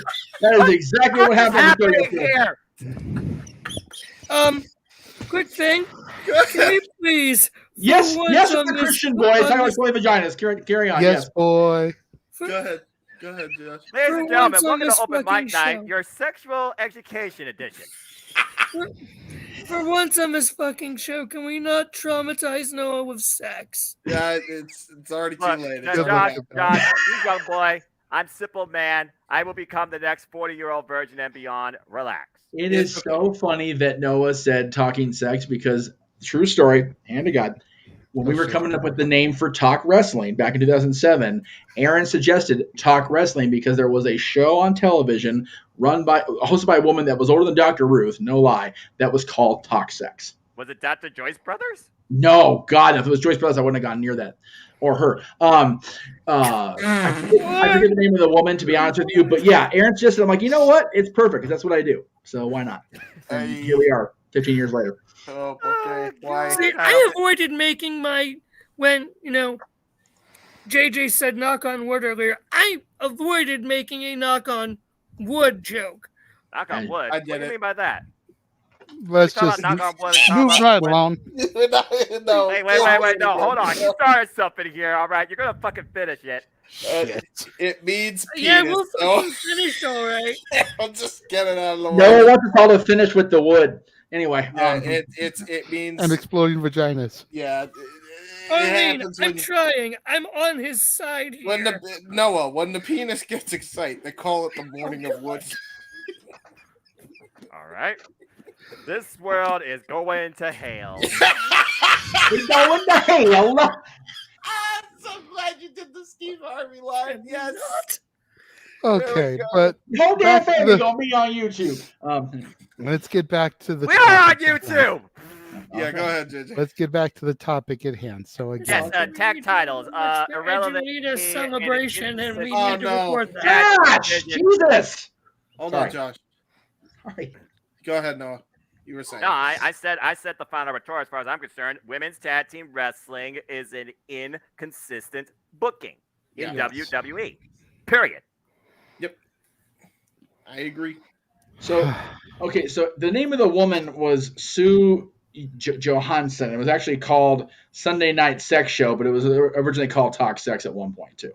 So, there you go. Anyway, it was on the W Network. I guess you gotta do something with your Sunday night. WB Network, huh? No, not WB. God no. I was about The to W say. Network. Oh, Yeah, what James is going to look up after this. No, Please why? don't. Why? No. But yeah, No. as far as the tag title, I honestly so with the men's tag titles, at least for now, still considered undisputed, I am totally on board with Isla and Alba being the undisputed women's tag team champions. There's no point in having them not be. They've been they're an entertaining team to watch. They do awesome in the ring as it is. So why not? Yeah. It would very easily solve a problem of a couple things. Number one, it would solve the problem of credibility because they beat a team that, while they were formed and who were feuding, because you have to have the tag team partners feud because that's a thing now in WWE. It's been a thing for years in WWE. But they beat a credible team in the process of a good storyline and not know as NXT. And also, James made the point earlier. There's one team in this match the night after the weekend after the Monday after Night of Champions that's an actual full-time team. Ronda Shayna, and we still don't know how healthy Ronda is. Do we really want to put a tag title on her knowing that she could be injured again? Yes, I understand that Chelsea and Sonya are a long-term, they are formed as a tag team now. I'm all for them winning the titles just to have those two down and Pierce on my TV every Monday. I'm here for that shit. Oh, poor Adam Pierce. He'll need more ibuprofen than WWE can afford. I have Tylenol, Adam. We're good to go, brother. You're good. It'll be okay. We love us some Pierce anyway on these channels. How So much it'll be all right. I don't know. We will take care of him. Yeah, I think that we need to get through Night of Champions first and see exactly what happens with the Bloodline and Sami and Kevin before we can go, okay, the tag team division is going to be this, because at the end of Monday Night Raw that following Monday, we will have women's tag champions, and we'll find out maybe where the men's tag titles are going. Till then, we're really just kind of going around in circles here. I mean, to be fair, the women's tag team division has been going around in circles since the inception. But anyway, this is accurate. Yeah, It's 100% you're not wrong, my friend. It's You be there, Bubba. It's bad. I don't. It is like bad. It is bad. Yeah. Anyway, I forgot. JJ, am I hosting, or are we just kind of freestyle at this point? well, I'm hosting, but you're still running the booth, so Okay. Just trying to decide because the commercial I was downloading wasn't ready yet, so we'll just. is it? I got it. Yep, I got it. We're good. I got it. Oh, cool. It's uploading into the system as we speak. So, yeah, I mean, and to go up again, just one last again, Ronda Rousey. Next time she defends it, probably SummerSlam, armbar, bye, see ya, fuck you. That's her motive. So it's like, again, I think I'm to the point where I could give a shit less what they do, but if Shayna and Ronda do have it, I doubt that Ronda's just going to do armbar, tap out, leave. I think it's going to be a little bit more extensive than that, because it seems like it's something she really does want to do. She did say she didn't want to be a singles champion. To back up that point, I think WrestleMania was just, hey, LA, you remember me? Here's my receipt to you. So I could believe that. And honestly, Shayna and Ronda work very well as a tag team. What a crazy thing we're seeing, right? Yeah. And also, Shayna Baszler will be her first damn title since coming to the main roster. I would hope they would respect her with it. It really shouldn't. Especially with Triple H leading creative. Are you saying that best friends being a tag team on the main roster might actually work? Get out of here, Foster. How dare you? Crazier things have happened in the wrestling industry, not just 2023. It's about singles, pal. I don't know what you're talking about. Next thing you'll tell me is that DX would be good tag team champions. What are we talking about? 2006? 2009 to 2010 to hey, either way. To February. Ay. Hey. And that one was in the main event of TLC 09. Hey, to be fair, they were supposed to win them in 2006 into 2007, but then Triple H tore his quad again. So, yeah, that's true. Leg injuries are a mother bugger. You know, if we had all the combined times Hunter tore a muscle, we'd have one complete person with nothing but pure torn muscles. Dude, him and Nash about equal Vince's quad tears. I mean, holy crap.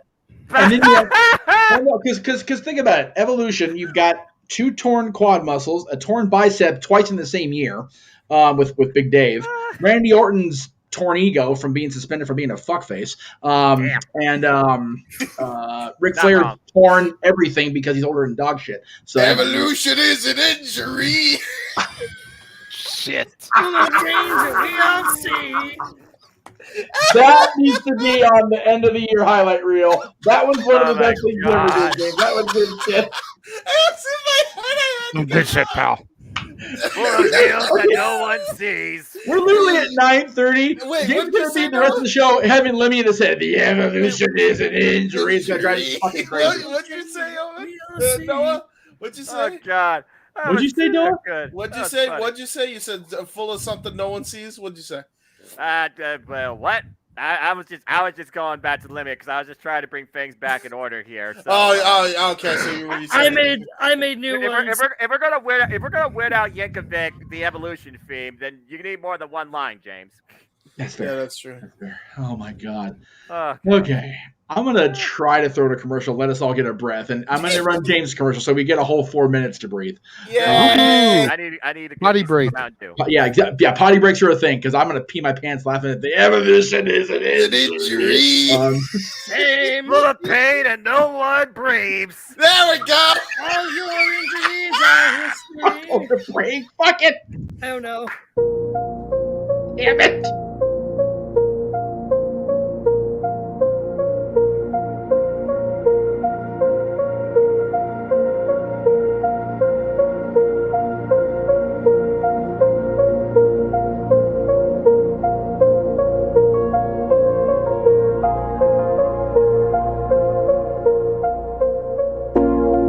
It's out of my hands,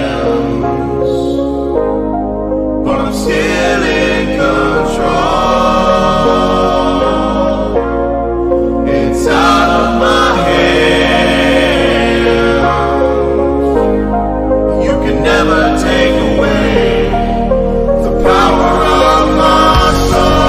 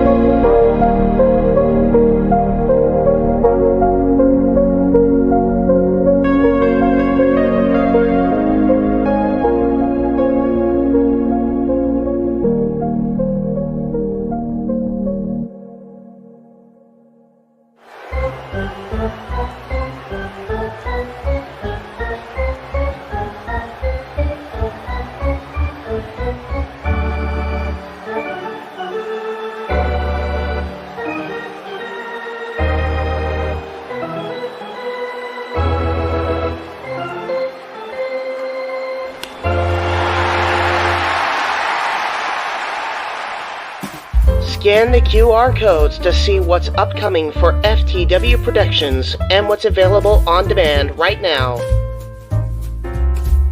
Button Master Stable Wars entire playlist. AEW Revolution Go Home Week, Dynamite and Rampage watch parties. Mistress Audio dramatic readings featuring voice actors from Women's Youth Wrestling. All Retro Wrestling Review Series videos on demand and upcoming. All WrestleMania themed retros available now on demand.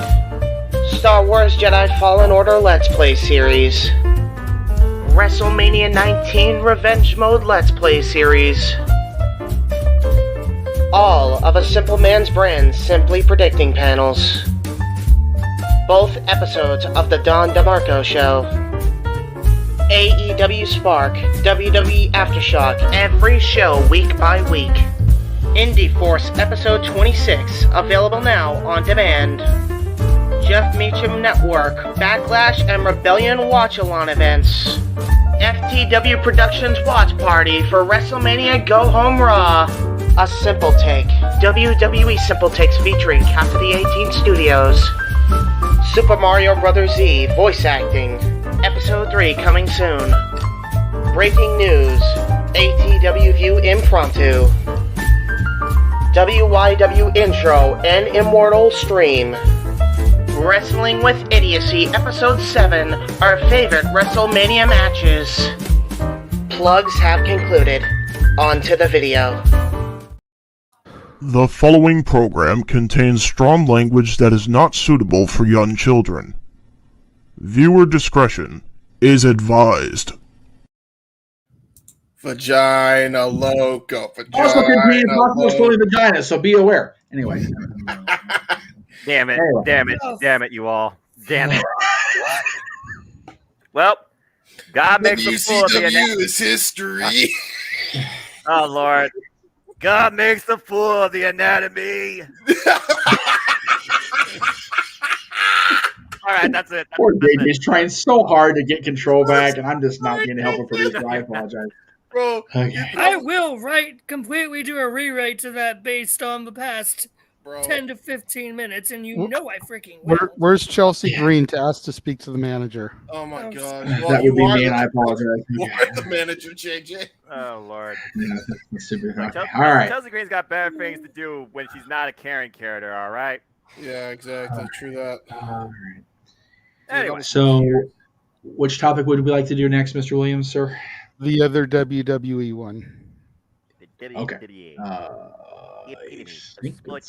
Oh, okay. We'll do.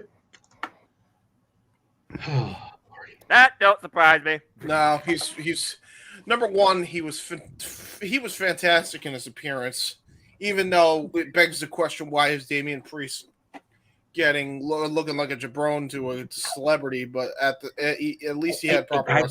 Guys, maybe let the host dictate the start of the conversation. Just throwing that out. Just throwing that out. Sorry, I'm still. Yeah. JJ, go ahead. Hi.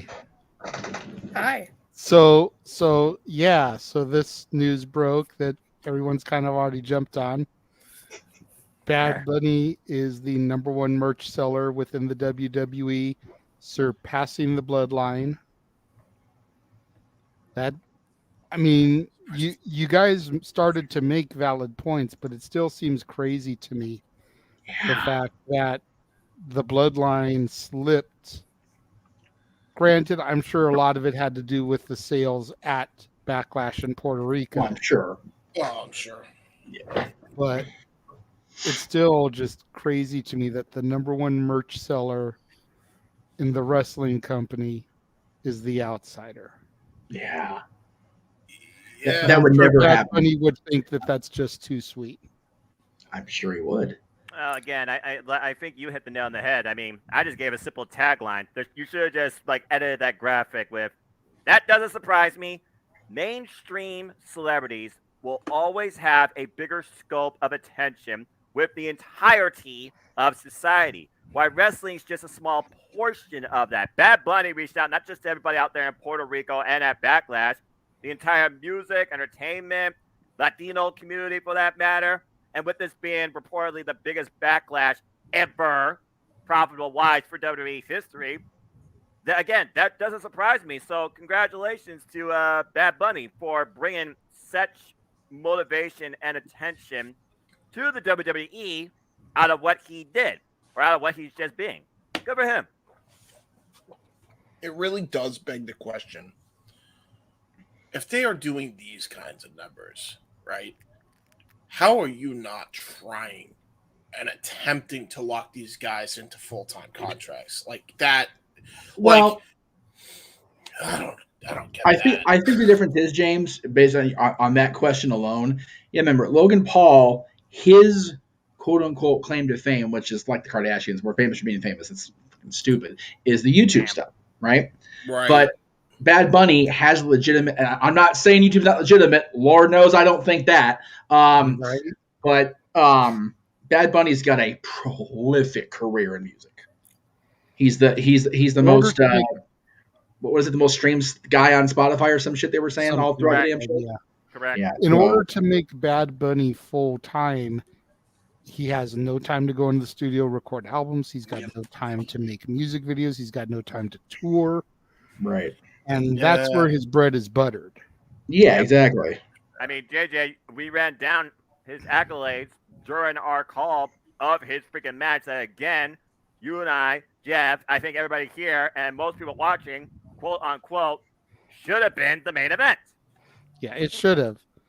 And I don't give a shit. I'm going to look into trademarking that shit. His version of the Canadian Destroyer is called the Bunny Hop. Absolutely. I agree. Oh, yeah. I agree. 110%. Absolutely agree. And the fact that nobody has latched onto that. A destroyer, keep this in mind, JJ, a destroyer got the win. Mm-hmm. It wasn't just a spot. Right. Now, wouldn't it be called the Bunny Drop since he's dropping his opponent on his head? Well, right, but Bunny Hop is funnier because spike him. Yeah, true. I'll say he hops over them and uses their momentum against them to implant them on said head. So Bunny Hop makes more sense. Yeah. And yes, Arlene, I am considered the manager, but Geoff is running the studio today, so I'm the assistant manager today. That's right. Yeah, there you go. That's a scary I spot. got demoted today. Well, hey, you know what though? You demoted yourself to play on Saturday Skirmish, and like I said, that was a hell of a lot of fun. So I loved producing that so damn much. Fun. I'm glad you did it, man. Because once we figured out my limitations, I was like, "Oh shit!" So it was. Yeah, as soon as you said Chromebook, I was like, bleh. Chromebook is for people that literally have nothing else to do but literally Google Drive and Google browser. I mean, to be fair, I run my shows and I help run the network on it, and it does its great thing. But for visual exceptions or exceptional visual acuity, no, not so much. Yeah, bare bones, them bones, bare bones. Anyway, there you go. I feel so alone. Yeah, I mean, congratulations all the way around to Bad Bunny though. For real. Absolutely. I am so, and again, we talk about, how long we've all been watching. I think my fandom goes back the farthest, if I'm remembering right. So your fandom goes back before Josh was born. It's because JJ likes my spine curving and my hair graying in front of the world, as he said. Wait, hey. Geoff, he did not say a number, so don't think like that. Well, yeah, that's true. And to be fair, 26. Josh! Damn it, Josh! You were supposed to say a number. Poor guy now. No, it's fine. Because, honestly, as far as the hair grain, I had a moment where I was trying to touch it, the sideburns, and I said, fuck it. So it is what it is. Didn't Matt Cardona already take all your hair? Fuck Matt Cardona and his stupid ass. Woo, woo, woo. Fuck off him. Yeah, I know. Yeah, okay. We're opening up old wounds here. This is not a white wound. Okay, so first of all, it's an old wound because it was 7 years ago. It's an older festering on the board of pus leaving it wound because it was freaking. I went on Aaron's bit because I'm a freaking idiot. So, anyway. Hey, I lost $100 to Virtue. I don't want to. Not my fucking problem. I didn't tell you to do that. And simple man don't gamble. Neither should wise, smart Christian men. There you go. And simple man did make a bet though. Yeah, please don't do that. No, this is expensive fucking whiskey I got in this glass tonight. Hey, River, take my mind. Anyway.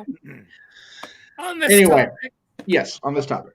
Yes. On this topic, I'm not surprised. I mean, I'll be honest. Did I know who Bad Bunny was before Royal Rumble 2021? Not a clue. Never heard of him. Yeah. But then I saw him do the thing.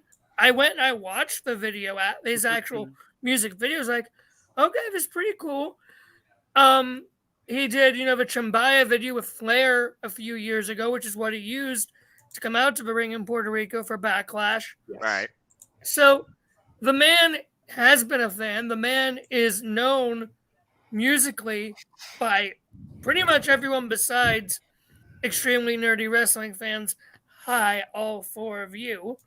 Right. But yeah, I think what he's doing is he's bringing that audience in, and he's also helping expand our horizons.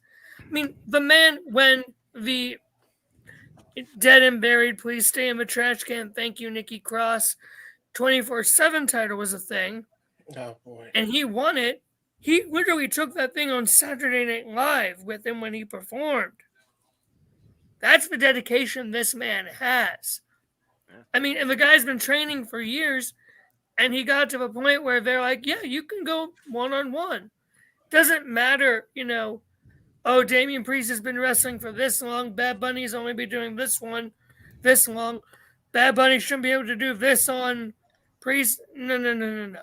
I called bullshit on Virtue's Logic when he did that back during that tag match. And you all know I have no problem calling out Virtue and bullshit. Somebody when it comes to that stuff. So, no, like if you're training, you can do what you want to do. I'll be honest, do I have any Bad Bunny merch? No. But you know what? You know what I think would happen? Merch that would make good money? Bad Bunny versus Logan Paul. That's about as mainstream as you can get. Or Pat McAfee. Get fucking triple threat with those three. I think you ought to do a 6-man tag with the 3 actual celebs versus the 3 people that think they're celebs. Like, I think you could get some serious money by doing Logan Paul, Bad Bunny, and Pat McAfee versus Grayson Waller, Eli Drake, and The Miz, or Austin Theory. How about to say Austin Theory makes more sense because I can't. At this point, I don't know which way they're going to go with. By the way, it's not Eli Drake. That was Impact. It's LA Knight. Yeah. I'm sorry. I'm a dummy. Yeah. Dummy. Here's the thing, though. I cannot picture Logan Paul being on the same team as Pat McAfee and Bad Bunny. Yeah, that's Please not don't gonna put happen. that disgusting image in my head. Because, yes, he's a celebrity, but I don't give a crap. Fuck Logan Paul. Damn. Better than Jake. He's not wrong. He has a viral disease. He's not wrong. Well, here we go again. Listen, he's not. I would cheer on Baron Corbin beating Logan Paul. No, that's not fair because I like Corbin. I don't think I can willingly say that.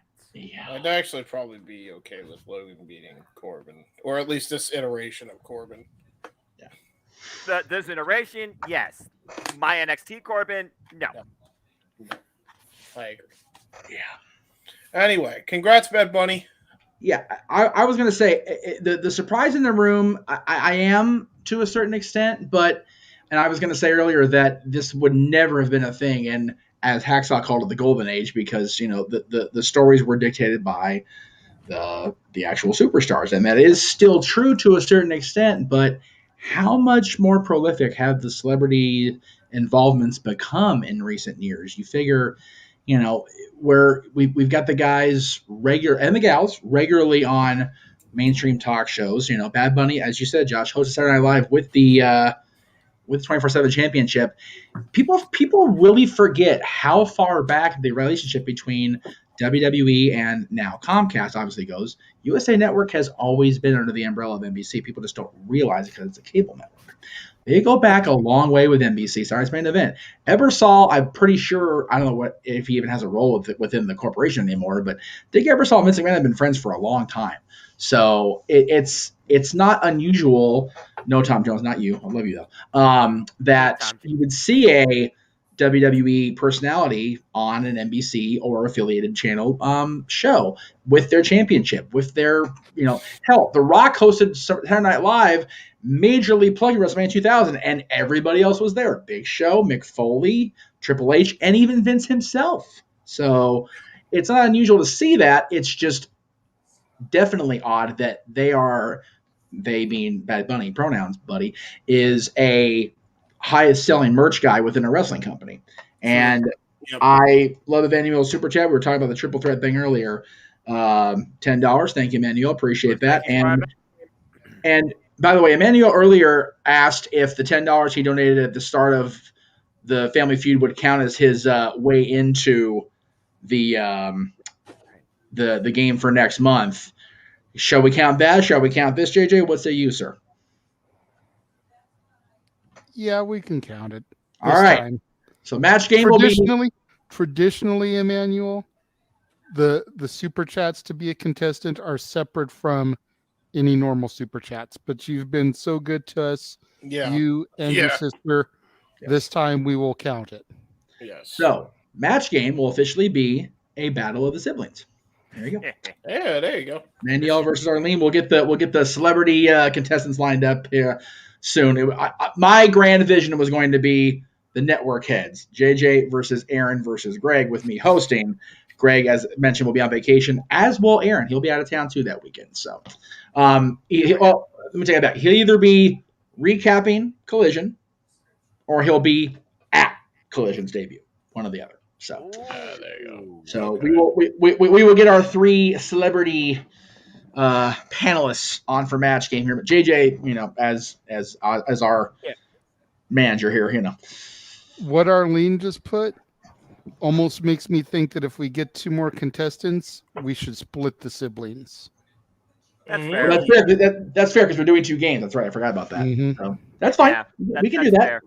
We can do that. All right. So those of you out there watching, we get 2 more of the $10 super chats. We will have Arlene versus one of you and Emmanuel versus one of you. There you go. I like it. I'm going to have a chat with someone in not technically in the multiverse anymore, right? But someone associated with members of the multiverse. See if he would be interested in this, because I think he'd have a very fun time on open mic night and on this sort of thing. Just keep me posted. Just keep us posted off air. We'll talk about that. But I think you know who I mean, Geoff. I'm sure I do, but I can't really think about it right now. So it is what it is. I was about to say, and Geoff and I will talk at post-production about the whole sub and everything like that, PowerPoint presentation. Anyway, but yeah, to go along with Jeff's point again, JJ, you and I are going to put each other through hell. We're going to watch every WrestleMania in existence. Lord help us. And I have never done that. And the thing is, I'm well aware of the first WrestleMania at Madison Square Garden, and what was the main focal point? It was that mainstream appeal. Now, merch wasn't necessarily the thing. It was name value. In this day and age, you're kind of defined by how far you can market yourself or market somebody, particularly in the WWE. Right. So with Bad Bunny being the top merch seller regarding what happened at Backlash, I would dare say, considering how many mainstream celebrities there have been, and I'm not talking about the year of guest hosts, but that being said, if it wasn't for Backlash, I don't think this would have been necessarily something we would see, because before this point, can you really recall a mainstream person, let's just call it what it is, mainstream person, mainstream persona, being a top blank in WWE? No. Exactly. I think Backlash had a lot to do with it.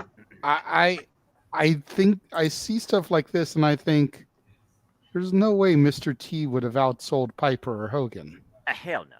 Well, no.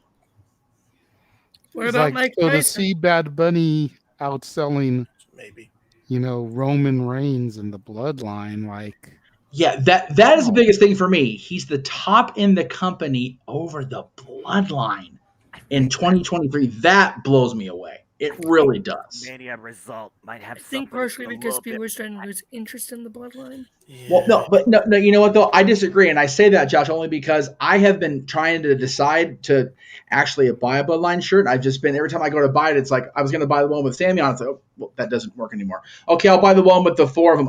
Oh shit. Okay, but I do like the one they just came out with recently with the three brothers in Roman. That one looks solid. It's very got that old like a Goodfellas look to it, which of course was the awesome promotion they did for WrestleMania. But if I do end up getting a Bloodline shirt, that's going to be the one I get, because that's the true Bloodline. No Paul, no Sammy. It's the Anawahis on that one. See, and all the shit that's in my Shop Zone cards, freaking my NXT related. Yes. Specifically, my Chase U shirt. Oh God! Do we have to really go down that friggin' proverbial road? Are you trying to get me started here? I'm just gonna say this real quick before I talk about being conservative. But trust me, Noah. If I wanted to get you started, I'd go down the road that we did in the private chat, addressing the wife of a certain AEW superstar. That Big G loves. The goddess that is Karen Jarrett. Oh, goodness. Who is everything that Aubrey Edwards wishes that she could be. No. Goodbye. Oh, no. Goodbye. If you say that shit one more fucking time, we're gonna have a problem before I make this damn call. I'll say it once, I'll say it again. Aubrey Edwards has the most integrity of the entire AEW Rev Corps, ensuring we don't have to endure Jeff fucking Jarrett as a freaking champion in 2023. And now you have the definition of Karen looking up in the damn dictionary with him by his side in a wrestling ring. Fuck that shit. That'll make me stop watching AEW. Jeff Jarrett does not need to be a champion in AEW. And if Mark Briscoe has any damn sense, he'll listen to his father and ensure that doesn't happen. That's what I'm going to say for now, because I know I'd be in freaking play-by-play commentary. I got to be unbiased in a situation like that. I told you why I get zero shits. Why can't I? Josh looks like he's hiding behind a bunker. Right. First we have silent but deadly Noah last week. Now we got full-on high-sodium content Noah tonight. Man. Yeah, at least, you know what? I'd rather this Noah than the one we had last time. He's better Noah.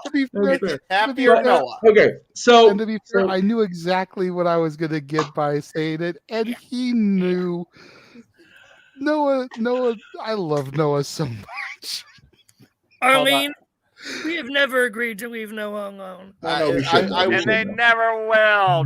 Damn it! I will say, just for Noah's sake, and paraphrase him. Not my world. All right, cool. My world. Expensive whiskey. You made Jeff do us for your spit take. Damn it. Okay. I didn't know Okay. take a sip. I tried. Sunday. Sunday can't come fucking soon enough where I will freaking call this injustice or praise God that it did come to pass. The accuracy is real with Emmanuel Super Chat. Just thank God for Rhea, Randy, or Stone Cold is around. There'd probably be RKO or a stunner. That's accurate. To be fair, the crowd would welcome that. She wants to challenge freaking Walter. So Where'd Josh go? Josh was going to leave before the after the commercial break, but he had to leave because he called away right now. So we will throw. You know, we should have just said he was scared of Noah, so he had to go. Well, that's okay. I didn't feel like kayfabe in his exit because it is what it is. Yeah. Again, Jeff may work for Disney, but he's not a character host yet. No, not yet. I'm working. I'm getting there. Emmanuel, thank you so much for the $10 super chat to my channel. Yes. Josh, thank you again for coming on, being a contestant for the Saturday skirmish. Yes. Thank you for hanging out for a little bit after. We greatly appreciate it, brother. Get some rest, bro. Yes. We will see you next week, I'm sure. If not, and Noah, just remember, November will be at Noah's Revenge, without a doubt. Absolutely. So there you go. Right. Noahvember's Revenge. November. There you go. I will say this. A November to remember. November. That's right. I will say this. By the way, November, as far as that show for Open Mic Night, JJ, I have maybe 2 more phone calls to make. There may be a media presence involved with me at the happiest place on earth with a certain birthday boy as one of our guests. Just throwing it out there. Interesting. I talked to guest relations yesterday, and it's very likely and doable. Oh boy. Exactly. Oh boy. Exactly. We don't have a problem here. Very good. Not yet. Not yet. It was a short conversation because City Hall, we know how that goes, brother. But it was a very easy conversation, and I was told to talk to somebody. I'm not going to say I'll blow them up backstage or whatever, but yeah, it was a very frank conversation, and it shouldn't be too hard to pull off. So. Nice. Very cool. Very but cool. yeah, as far as what happened What would be even better is if you could get in touch with Brett. That has been discussed. That he has to go through the company, unfortunately, and that's an even more trying process because it's not through. And just so that Noah and James are aware of what I'm speaking of, Brett Iwan, the current voice of Mickey. Not Bret Hart. Okay. No, not Bret Hart. No, so basically, if it was Bret Hart, he would just talk about how Goldberg ruined his career again. Which I'm always here for that. Brett, I have to go through the company, which is even higher up than who I have to go through for what I'm talking about. So yeah, that's fair. As far as this topic and what happened Wednesday, normally I am all about singing the praises of everybody's favorite, soon-to-be AEW World Tag Team Champion. But, that's a big but, kind of like Karen's. Damn. I don't want her on my television. I don't. Praise God, Geoff actually said something smart regarding Jeff. As beautifully as she carries those referee stripes, and JJ, thank you for the picture of the super chat and the private chat. I forgot because goddamn. I don't want her refereeing either because she'll be as biased as Aubrey Edwards has been toward Jeff Jarrett. Damn her. So put makeup on a horse. It's still just as ugly as before. Whoa! Damn! I ain't about to go down that rabbit hole. Good Lord Almighty! But I will say, don't get me started. I like her. Oh wow! Fight that one back. Not drunk enough for that one. Okay. Okay. To be fair, Noah. To be fair, if I'm being 100% Paulie shooting with the fans here. Yes. I'm not a Karen Jarrett fan either. I'm not. No, I just knew it was a great way to get you riled up, brother. Yeah. When I saw that presence on my screen, I almost punched my monitor. I was like... And I couldn't wait to see it after seeing you blow up the chat about it. Because remember, I watch it at 8 o'clock my time, so I'm seeing it at 11 o'clock your time. Yeah. So you've already been seeing it. I'm sitting here watching. I'm just chuckling. It's like, okay, I have to do this. I have to do this. I just don't think it's necessary to bring in another completely one-sided referee. We've got Aubrey totally against Jeff Jarrett. Now we'll have freaking Karen for Jeff Jarrett. That's not fair. No. And Aubrey Edwards is the only person I know that would be able to stand up against Karen Jarrett. She won't take anyone's Just bullshit. let Rick Knox be the referee for that. That's match. right. Damn it. Rick Knox is completely unbiased. Is the top rope gimmick to get in the ring for the match. No, Rick Knox is not only is he completely unbiased, he's completely an immovable object. He's a corpse. So. Hey, Rick Knox is taking a bump before. What are you talking about? No, I'm saying like he's very emotionless. You know, he's very stern. Well, you know what? That's how. But you know what? If you see PWG, you call bullshit. I'll tell you that right now. Okay, maybe he's not as animated as Aubrey and Bryce, but in my opinion, you don't get more still than Paul Turner. Still say Aubrey Edwards to just mind her own goddamn business. Anyway, like I said, next week Sunday, I expect freaking Don Callis as special guest with my commentary because I'm going to be on something. I'll tell you this much during that tag team title match. Dude, since it's an impromptu topic, I gotta weigh in on Karen Jarrett. The minute I saw her, bro, I was like, dude, Jesus Christ, I don't want to live through TNA's BS with Karen again. I don't. I just don't. I literally was just like, all right, well, I'm going to go take a piss. The minute I saw her give the low blow, I'm like, I'm going to go piss break. I nearly punched my monitor. As God is my witness. You thought I was dark last week? Yeah. I can see where Noah's coming from because it's like, dude, the last major storyline was something that happened in real life, and it was of sour effing taste. You know, it's funny you mentioned that, James, and I say that because Aaron himself was saying last time we saw Karen on a major show was however many years ago, TNA. Like, people just gloss over Flair's last match. Yeah, but I was saying, do you not forget she also played a factor in that story? Yeah, but Megan's gonna whoop that ass. So good for Megan Flair, damn it. Yeah, but it was like, okay, yeah, that happened, but like, I know. Come on, if Flair wasn't on the card, it was a glorified spot show, right? It's not a major company. Well, it was no, because it was labeled a Jim Crockett Promotions show because Conrad got the rights to it. So, you know, Right. it was very much a Pillman Memorial show, like Brian Hildebrand show, like, you know, everybody was there and it was really cool. I just wish it would have gotten more attention. We gave it plenty of it because I felt it deserved it. God damn it. I agree. And I again, finances not being what they were yet because I was interviewed by it, but not officially with the Mouse yet. I'd have been in Nashville because that was a hell of a weekend. But yeah, anyway, Karen, again, Karen's the original Karen in wrestling. That's why we're calling Chelsea and Sonya the Karens, because of Karen Jarrett / Karen Angle. And no, Karen should not have stayed with Kurt because that meant she would have been on the cruise with us in 2021, and I don't need no part of that shit. Karen and I have the same ship. She'd have been overboard. It'd have been bad. Damn.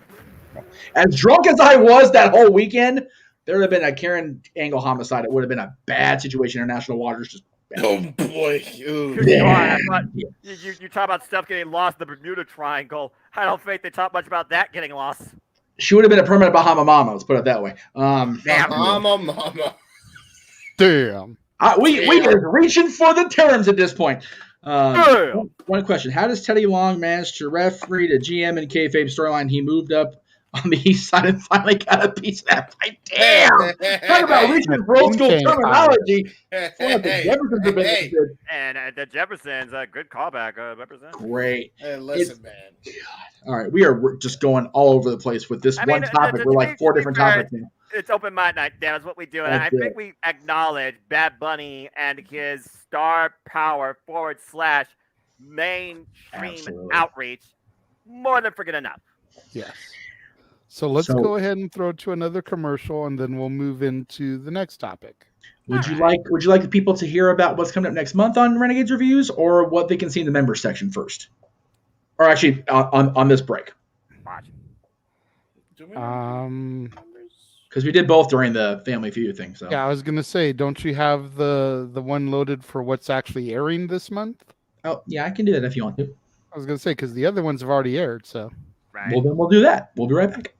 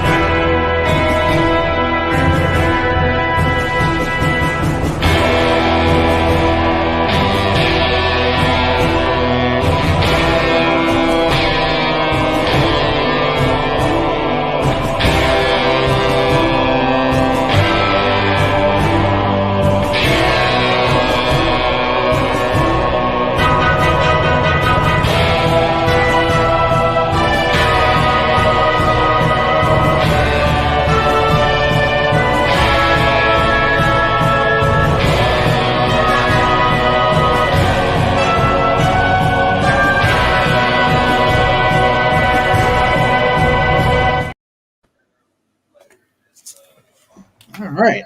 There you go. So I hope people know every commercial break we're taking, I'm just going back to evolution as an injury on the fucking minute VOD. I can't help it. It's so good. That was good. I'm not gonna lie, it was good. It's gonna be. I will never watch Triple H entrance or hear a story about Lenny ever the same way ever again. Now, because every time you hear it, it's just evolution is an injury. I'll be hanging out with Jen at the ring room, and probably let me. Oh God, there it is again. Like people fucked up Sheamus's song. Too many limes. Too many limes. It's a shame for fame. Lobster head. Careless man who limed up neck. Yeah, exactly. Right up there. And yes, right up there Daniel. With Cody Rhodes. Yes, Daniel. Gotta love Saturday night open mic night. And no, we will not have to compete with AEW because we'll be going on Saturday, which is Night of Champions. Night of Champions is 10 a.m. Pacific time, 1 o'clock Eastern. Well, which will be followed by the Double or Nothing Simply Predicting, right? Which will then be followed by open mic night. So lots of stuff coming up on that Saturday. The week of Professional Wrestling Madness 2 for the year 2023, where we got 4 damn professional wrestling shows in a single weekend, to say the least. Electric Boogaloo. Sorry. Number 2. No, I was gonna say the same thing, James. Get out of my head, dude. Seriously. Yeah. Damn PWG, it's all their fault anyway. I got another injury joke, by the way. So we making all these songs. How about Kevin Nash for the NWO? Kevin Nash torn quad. Kevin Nash torn quad. Kevin Nash torn quad. Okay. Kevin Nash torn quad. As we throw back to JJ, we can see the shark we just jumped over. Oh, good lord. Evil Knievel style. Right. No, Ponzi style. All right. That's a good point. So, speaking of AEW Collision, which we will have to compete with on Saturdays going forward, in June, because they suck and screw them. Well, no, because they're going to be at 8 o'clock Eastern, which is 5 Pacific. Well, for those of us that don't have access to East Coast feeds, I don't know. It'll be what it'll be. But it was the major elephant in the room all week because it was pointed out quite a bit over the course of social medias and whatnot. But JJ, I mean, you send me the image, dude. I'll let you. Goddamn. I mean, yeah. If that's not a freaking mirror, right? Now here's the thing here. Buy the shirt. See, here's the thing. Here's the thing. The tribalists, if you will, are calling it an homage to WCW. Right. I mean, yeah. It's a blatant rip-off job. Hell yeah, it is, dude. It is a rip-off in the highest form because they can do that. I mean, seriously. And then here's the true $1 million question, and I don't know, maybe Geoff can answer this better than I can. Yeah, go for it. Aren't they getting into like copyright areas there? Because WWE owns the trademarks and the logos from when they acquired WCW. Right. So by AEW doing their Collision logo very much like the Nitro logo, doesn't that tread on copyright laws? No, because it's technically a parody. It's the same logic with the BWO. It like you could have a similar logo, but you change one letter, it's parody. Done. Case closed. Oh, wow. Seriously, like that's how it works. Like it's kind of ridiculous that it's literally the same logo. I mean, we're showing the font itself literally down to the ITC stud font, right? Yeah. But like I actually cropped out the logo like with the actual backdrop. And to be fair, when you put the backdrop to it, it does look like an homage full on instead of a blatant ripoff of, So there is that. Yeah, I appreciate you saying that because unfortunately, my other place of employment besides here in this room, we're dealing with that at the end of this year, beginning of next year, because we're losing a copyright on a certain mouse, just not the trademark. And yeah, as long as it's not a blatant word for word, letter for letter, pretty much do everything you want, which is why it's so funny. Pro Wrestling T says we can't use similar fonts or fonts based on this or whatever. That Meet You Mania shirt is right there, brother. Yeah, I mean, so when you look at this, and this is the actual logo, so if you pop it up, like with the backdrop, there is key differences that make it a completely different logo. Yes. Like, you got these little things here. It's basically like a little bit of a matrix, right? Right. You have the tech thing, yeah. Saturday's bit is way smaller, and then the collision they actually put like a background like drop to it. Yeah. Whereas the WCW Nitro like logo, it was literally that. It was exactly that. Like, but when you take out the context of the backdrop and the minor edits, like of course, JJ's. I mean, it is. Again, any other world, it's very obviously homage, parody, whatever you want to call it. But my point was, I think I said this on Tuesday. I forget when they did the upfronts for Collision. They did it on Wednesday. Wednesday. So I haven't done a live show since Wednesday because I've been a little busy. But I said that I distinctly remember Tony Khan saying, we're not going to make the same mistakes that WCW made as they were starting to crumble. Overinflated roster. Too many shows for their own good. Yep. Booking made seemingly as the show is rolling. On the Turner networks. Well, yes, but the key difference between that, though, JJ, is at least Tony is not being held down solely by Turner, and it's not a Turner-owned property. But my point was, that's fair. But Geoff is the one that said that, James, not JJ. I'm sorry, Geoff. But my point was, you're right. Turner's not actively holding them down, and Tony's still doing the same stupid shit. Our show open flat out says, you get one. He's made more than one. Yeah. Just by WCW alone. Yeah. Yeah. I mean, I'm not saying as long as Jade Cargill does the damn company. I'm not. But as long as Jade Cargill doesn't lose the TBS championship with the finger poke of doom, I'm going to be fine. Yeah. To be fair about that. Yeah. Wait. She's Goldberg with a cattle prod. That's fair. That's absolutely fair. And again, also different era, different scope, different time, different mind. And so far, for Tony Khan's mistakes, AEW is doing a lot in their young history, especially with what's coming up in the summer. So there's no denying that. Yeah. You know what? Since I brought her up, congratulations to that bitch. 500 days reigning as champion. That is crazy. Dude, it was even crazier. You mentioned the 500, and again, by the time she gets to Dynamite, she will have surpassed Rockin' Robin's 502 day, which we talked about recently. The only reign in WWE history. I understand it's AEW. Don't lynch me, chat room. Longer than Jade's current reign would be Moolah's 10,000 days, which is heavily contested. And even if you go by because Moolah's is 28 years contested. The actual time she was champion that she didn't lose it was the 10 years. And again, that's by NWA documentation. So also, JJ, one other thing. Jade Cargill is still undefeated. She has not been pinned or submitted. I know, and she got 2 more victories this week on Rampage. God damn it. All right.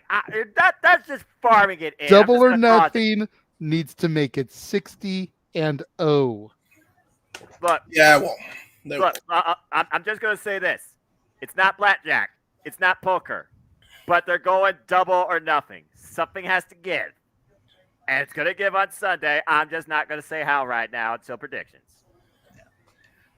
Brief detour since you brought up Jade Streak. I do want to point out, we've been talking about it pretty much all year.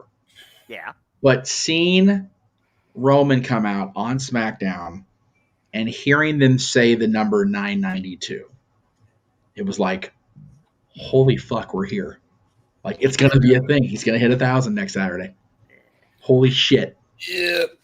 You got it. And I know that some people, both in the chat room as well as the two gentlemen underneath me and Geoff, don't think it should have happened. No. Think it should have been lost to Cody at Mania. Right. I will even concede that to you because I could have sworn Cody would have taken it too. Me too.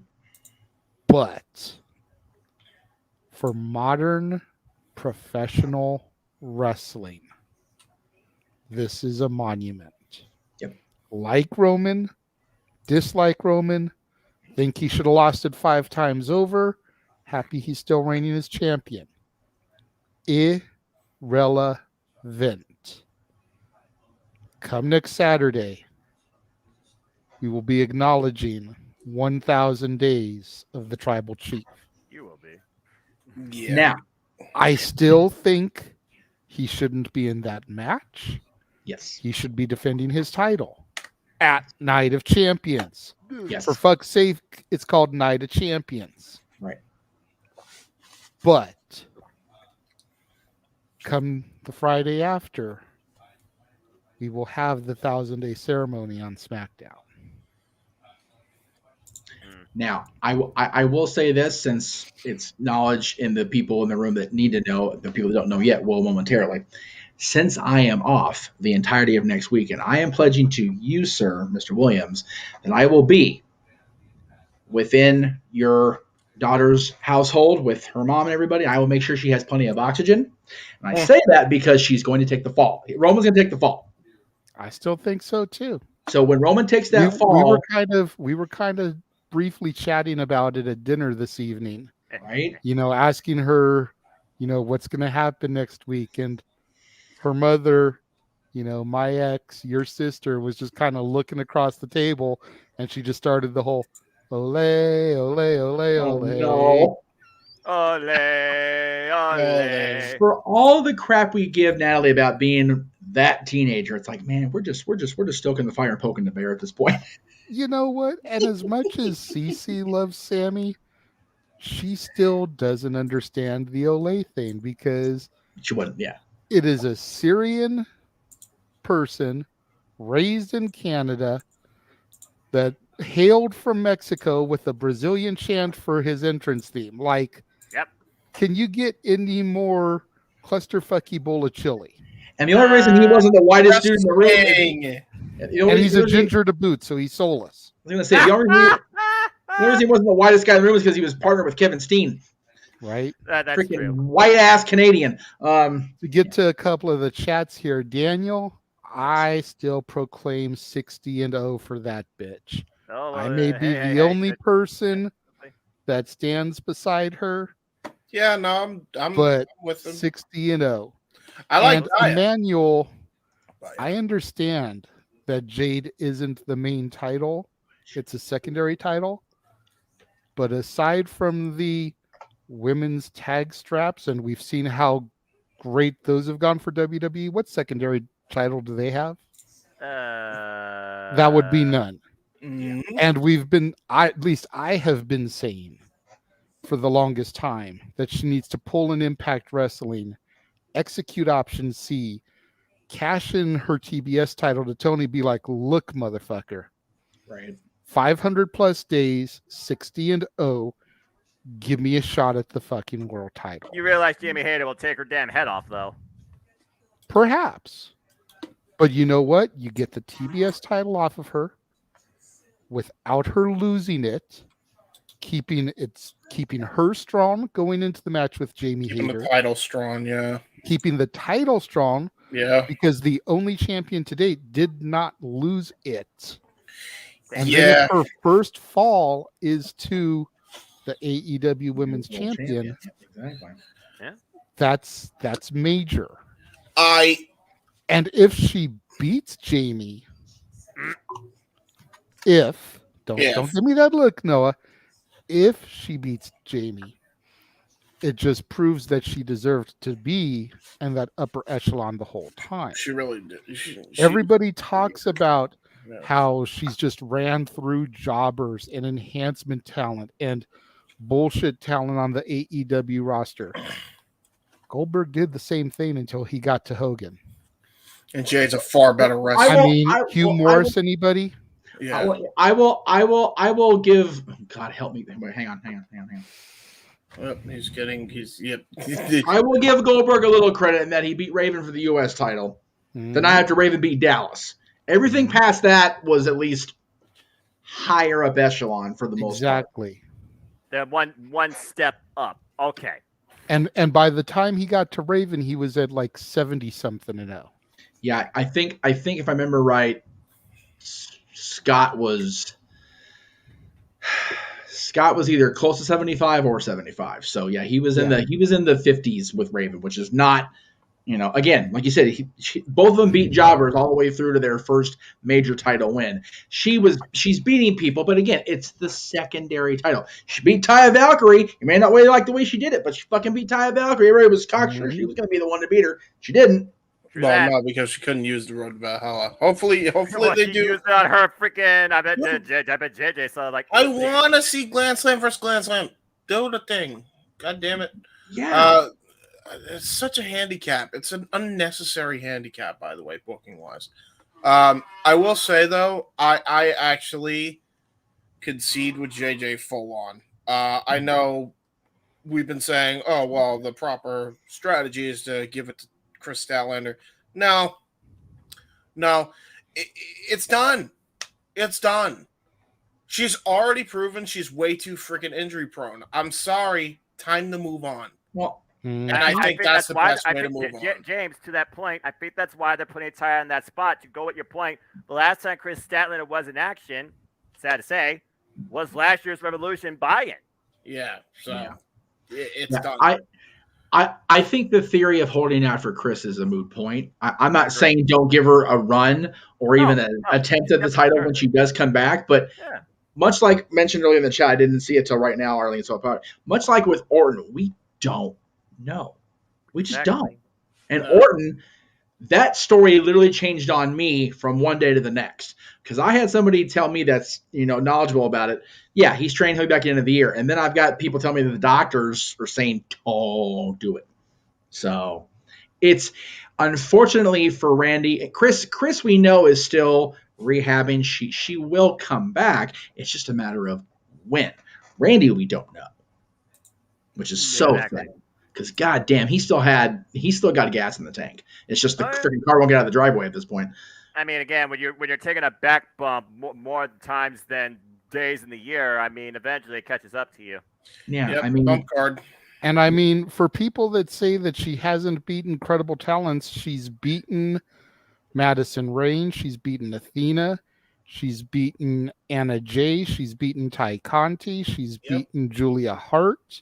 She's beaten Ruby Soho, Thunder Rosa. Yep.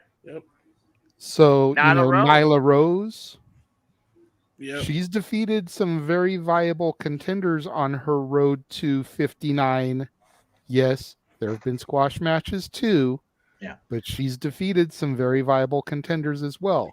Yeah. Let's give her the flowers she's due. And in 500 days, 59-0, potentially 60-0 come double or nothing. And she's done it in very good competitive matches as well to boot. Yeah. They haven't been. I love you, Jade. Yeah, exactly. Before we go to the commercial or even the main topic or the last, we have Arlene's super chat. I was going to say, that's exactly where I was going. Okay, cool.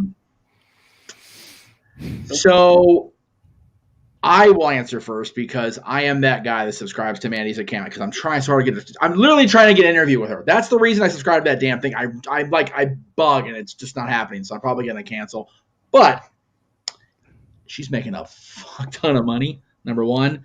Number two, she just did a collaboration with Paige Van Zandt. Mm-hmm. And I don't see any reason for her to come back. Me neither. She's going to go to AEW before she ever comes back to WWE. No, I don't think she feels any reason to go to AEW. The only reason she would at this point is because she fired with Paige Van Zandt. Paige Van Zandt has a good relationship with AEW. So there is that connection thread, if you will. But again, Mandy and Paige, because Paige is getting how much TV time these days on AEW TV? Right. Or how many fights right now? Yeah. So exactly, they realize exactly where their breads are buttered, and they're taking advantage of it. So Right. as long as that's still a reliable money flow, they're not coming back to wrestling or fighting. You kidding me? They might not. I'm just saying there's a better chance of Mandy going to AEW than WWE because AEW would still allow her that freedom to do that exact work. Yeah, I mean, it's just one of those things that, give me 1 second here. I'm trying to get the message.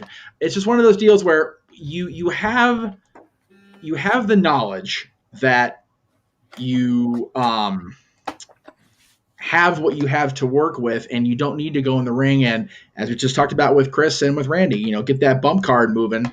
Why do you bother going back and risking the kind of injury when you can very easily, go on a site like FanTime or an OnlyFans or, however many other these freaking things there are out there, because Lord knows there are a shit ton of them. And this is just a preview pick. Yeah. Right? Like, goddamn. Can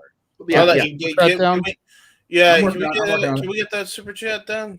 Thanks. I'm trying. Oh my goodness. Yeah, I was gonna say. Yeah, you wake up and you see yourself in the mirror. Good grief! I just sent that to Geoff. Yeah, that was posted on her Instagram. Right. Wow. As long as she is making money off of content like that, she has no need to go back, like Geoff said. Yeah. At least not until the well dries up. And as long as she's got that body going for her, that well ain't gonna dry up anytime soon. Yeah, all right, don't make this a flash thing, JJ. I get it. All right, I'm not running the booth. Remember, I have control over the booth today. Geoff is just doing it in sync at this point, and I approve. But for real, I ain't no lie. There's no reason for her to go back as long as she's making money off of that. You figure that was posted to her free site. Yeah. And she posts stuff like that on her FanTime site. And she posts stuff like that on the timeline for people for free, not even being a subscriber. It's just, hey, you want to on in. Now, her well may not dry up all that quickly, Lord knows, but we ain't about to do that in this room because we don't need to be seeing that shit. So, really, let me address Arlene real quick. Okay. Even if she does come back, right? As much as I love Toxic Attraction, yes, I don't think you try to pull that trigger right now. The wound is still too fresh. Yeah. Gigi and JC are still in the middle of a feud. That's probably going to have a match announced for Battleground. Yeah. Because they're not in the tournament no mo. Nope. But you have to give this time to run its course. Right. Yep. Right. This has shades of Sami Zayn and Kevin Owens' incredible feud for 2016 ran all over it with these two and their bad blood. Yeah, the thing that I would maybe try to reunite would be Fire and Desire. Yeah, Fire and Desire would be. Although I really want to see how the Sonya Chelsea thing plays out. I really do. I do too, but you could also turn the duo into a trio. This is true. I don't see the problem though that you run into is she kind of could borderline on it, but she's more. What does she have to be a Karen about? She's hot as hell. Or she has to be a Karen of the fact that the way she was treated getting out of the company. I mean, maybe, but she's hot as hell. So is Chelsea Green. Yeah, but you kind of already have the trio when Carmella comes back from the baby. Carmella's got at least 9 months off. Yeah, she's going to be gone for a good 9 to 16 Well, months. I mean, I'm obviously giving WWE too much credit because who knows if this team will last a fucking year. Yeah, they gotta get some steam behind it. Like, had the team, I don't know, win the damn titles on next Monday, but they'll have the Karens carrying it out before that trio ever happens in your dreams. And while we're talking about Karens, let's just bring Karen Jarrett into the company to manage them. No, God, no. Even better, Have Jeff Jarrett be live events manager for AEW, but still wrestle on WWE TV because it's Jeff fucking Jarrett hanging away with it. My face literally just felt the muscles of cringe. And I hated it. Ugh. James, ain't he great? All right. Well, thank you. So we got to pay the bills because we can't be posting site pictures like that Mandy did because he didn't see that from any of us. Not from any of us. None of us are flattering in that regard. I think the only other video that we can run would be our watch-along advertisement, yes? You are correct, sir. Yes.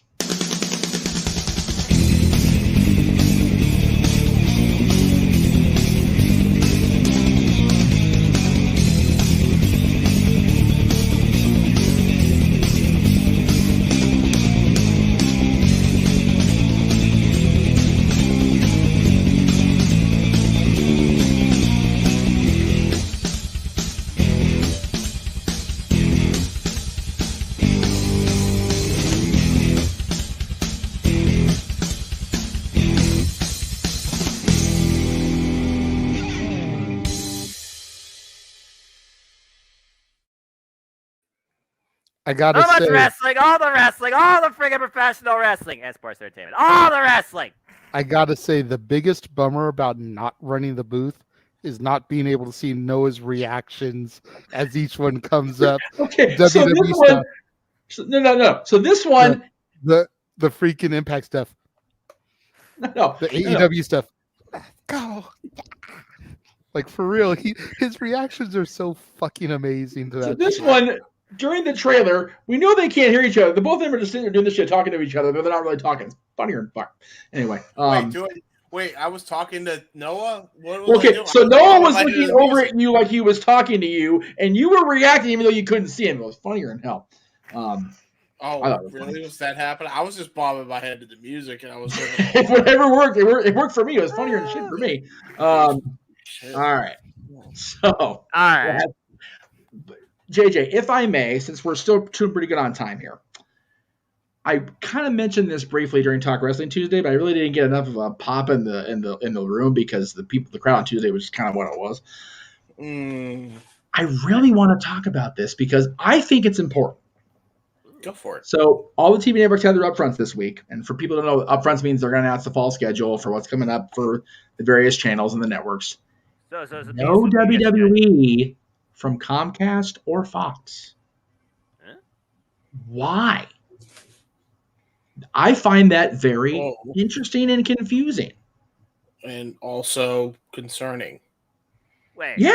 I mean, granted, they are looking to renegotiate because both deals are up in 2024, but that's the fall of 2024 that those deals, especially that $2 billion Fox deal that they signed.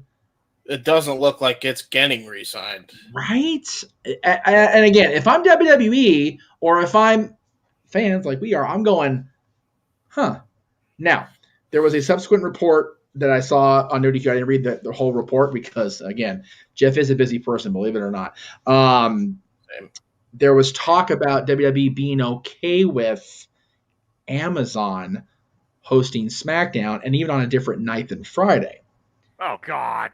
Here's my dilemma with that. Number one, if they move it to any other night of the week, they're competing with something that one or more of us already watches. Yep. Friday, we've got it. SmackDown, Rampage, or New Japan, we're good. We're done. End of the night. It's over. Yeah. We're good.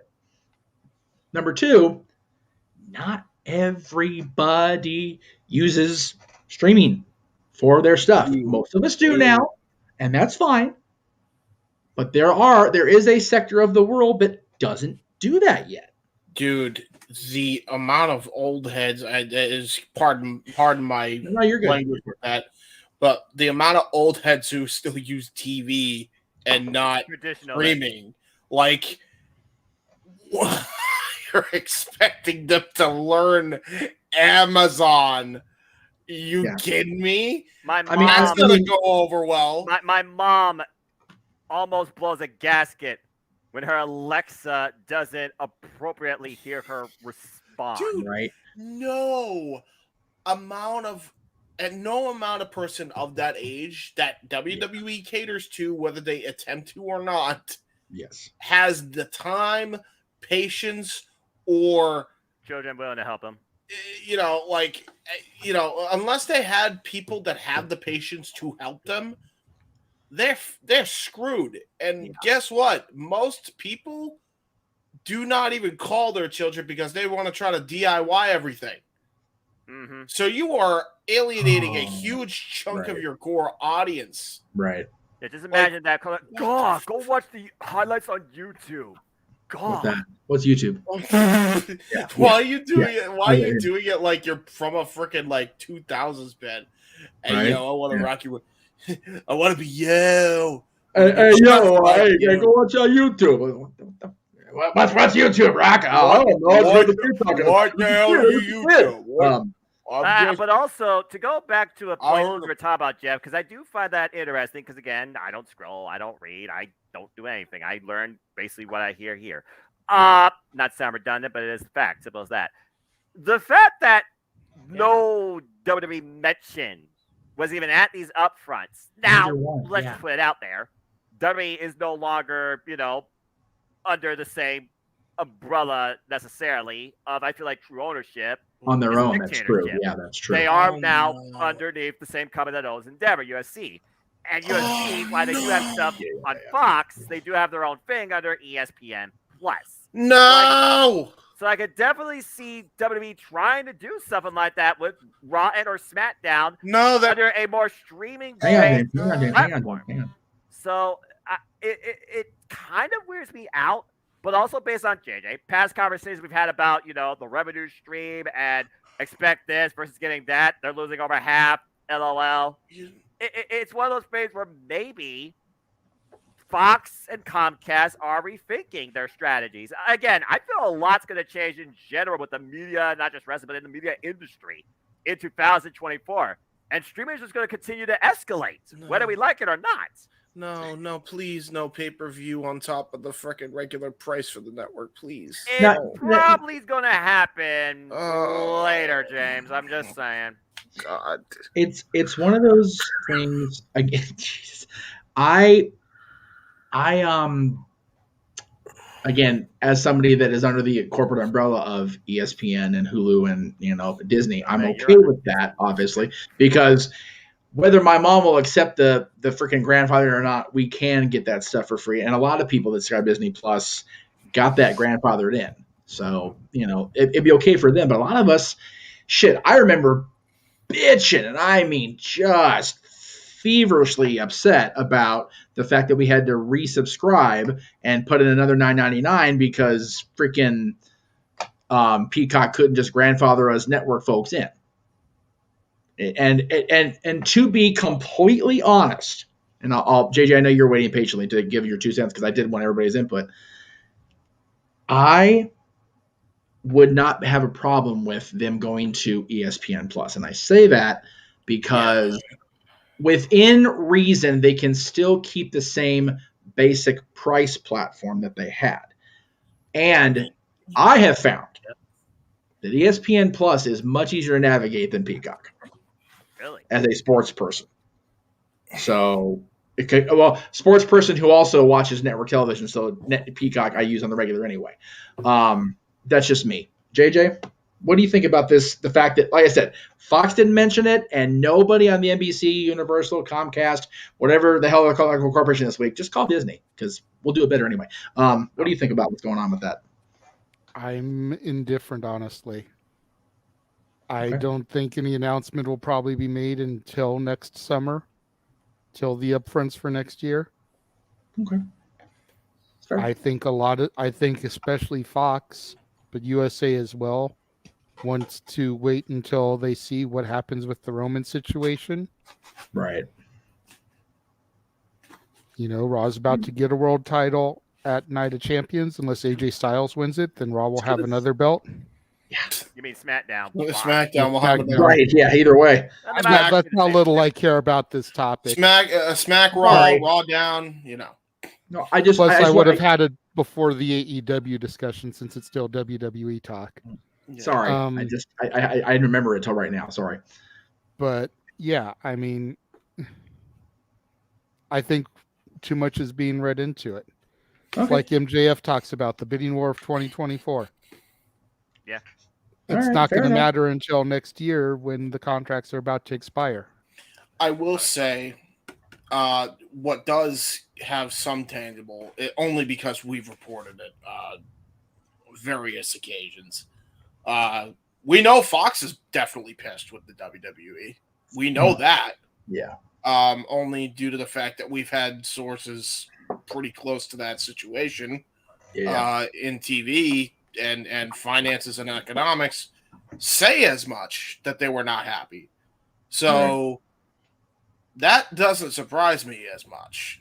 USA was a kind of a shock to me where they just didn't even mention the E. Yeah, like nothing, just nothing. The USA has also been pissed about the fact that Roman has their belt and has barely been on Raw. Yeah. For the past year plus. So it doesn't surprise me. No. All right. Well, I just wanted to get at least your guys' opinion on that because I didn't get a chance to really generate with anybody on Tuesday. And that's my bad for Hijack and JJ. I apologize. I do want to talk about the video game because that's AEW finally actually got a freaking date on it, which was ideal. So have at it, my friend. So yeah, some of the other big news to come out this week is that AEW has finally announced June 27th, Fight Forever is going to be released. And it just kind of is interesting because that's the Tuesday after Forbidden Door. Yep. Yep. I found that interesting that they're waiting till they get through Double or Nothing and they get through their next stateside, it's not really stateside, continent side, we'll say, pay-per-view before they had the video game come out. And I have a pretty logical reason as to why. Okay. But I also don't want to get into a rabbit hole.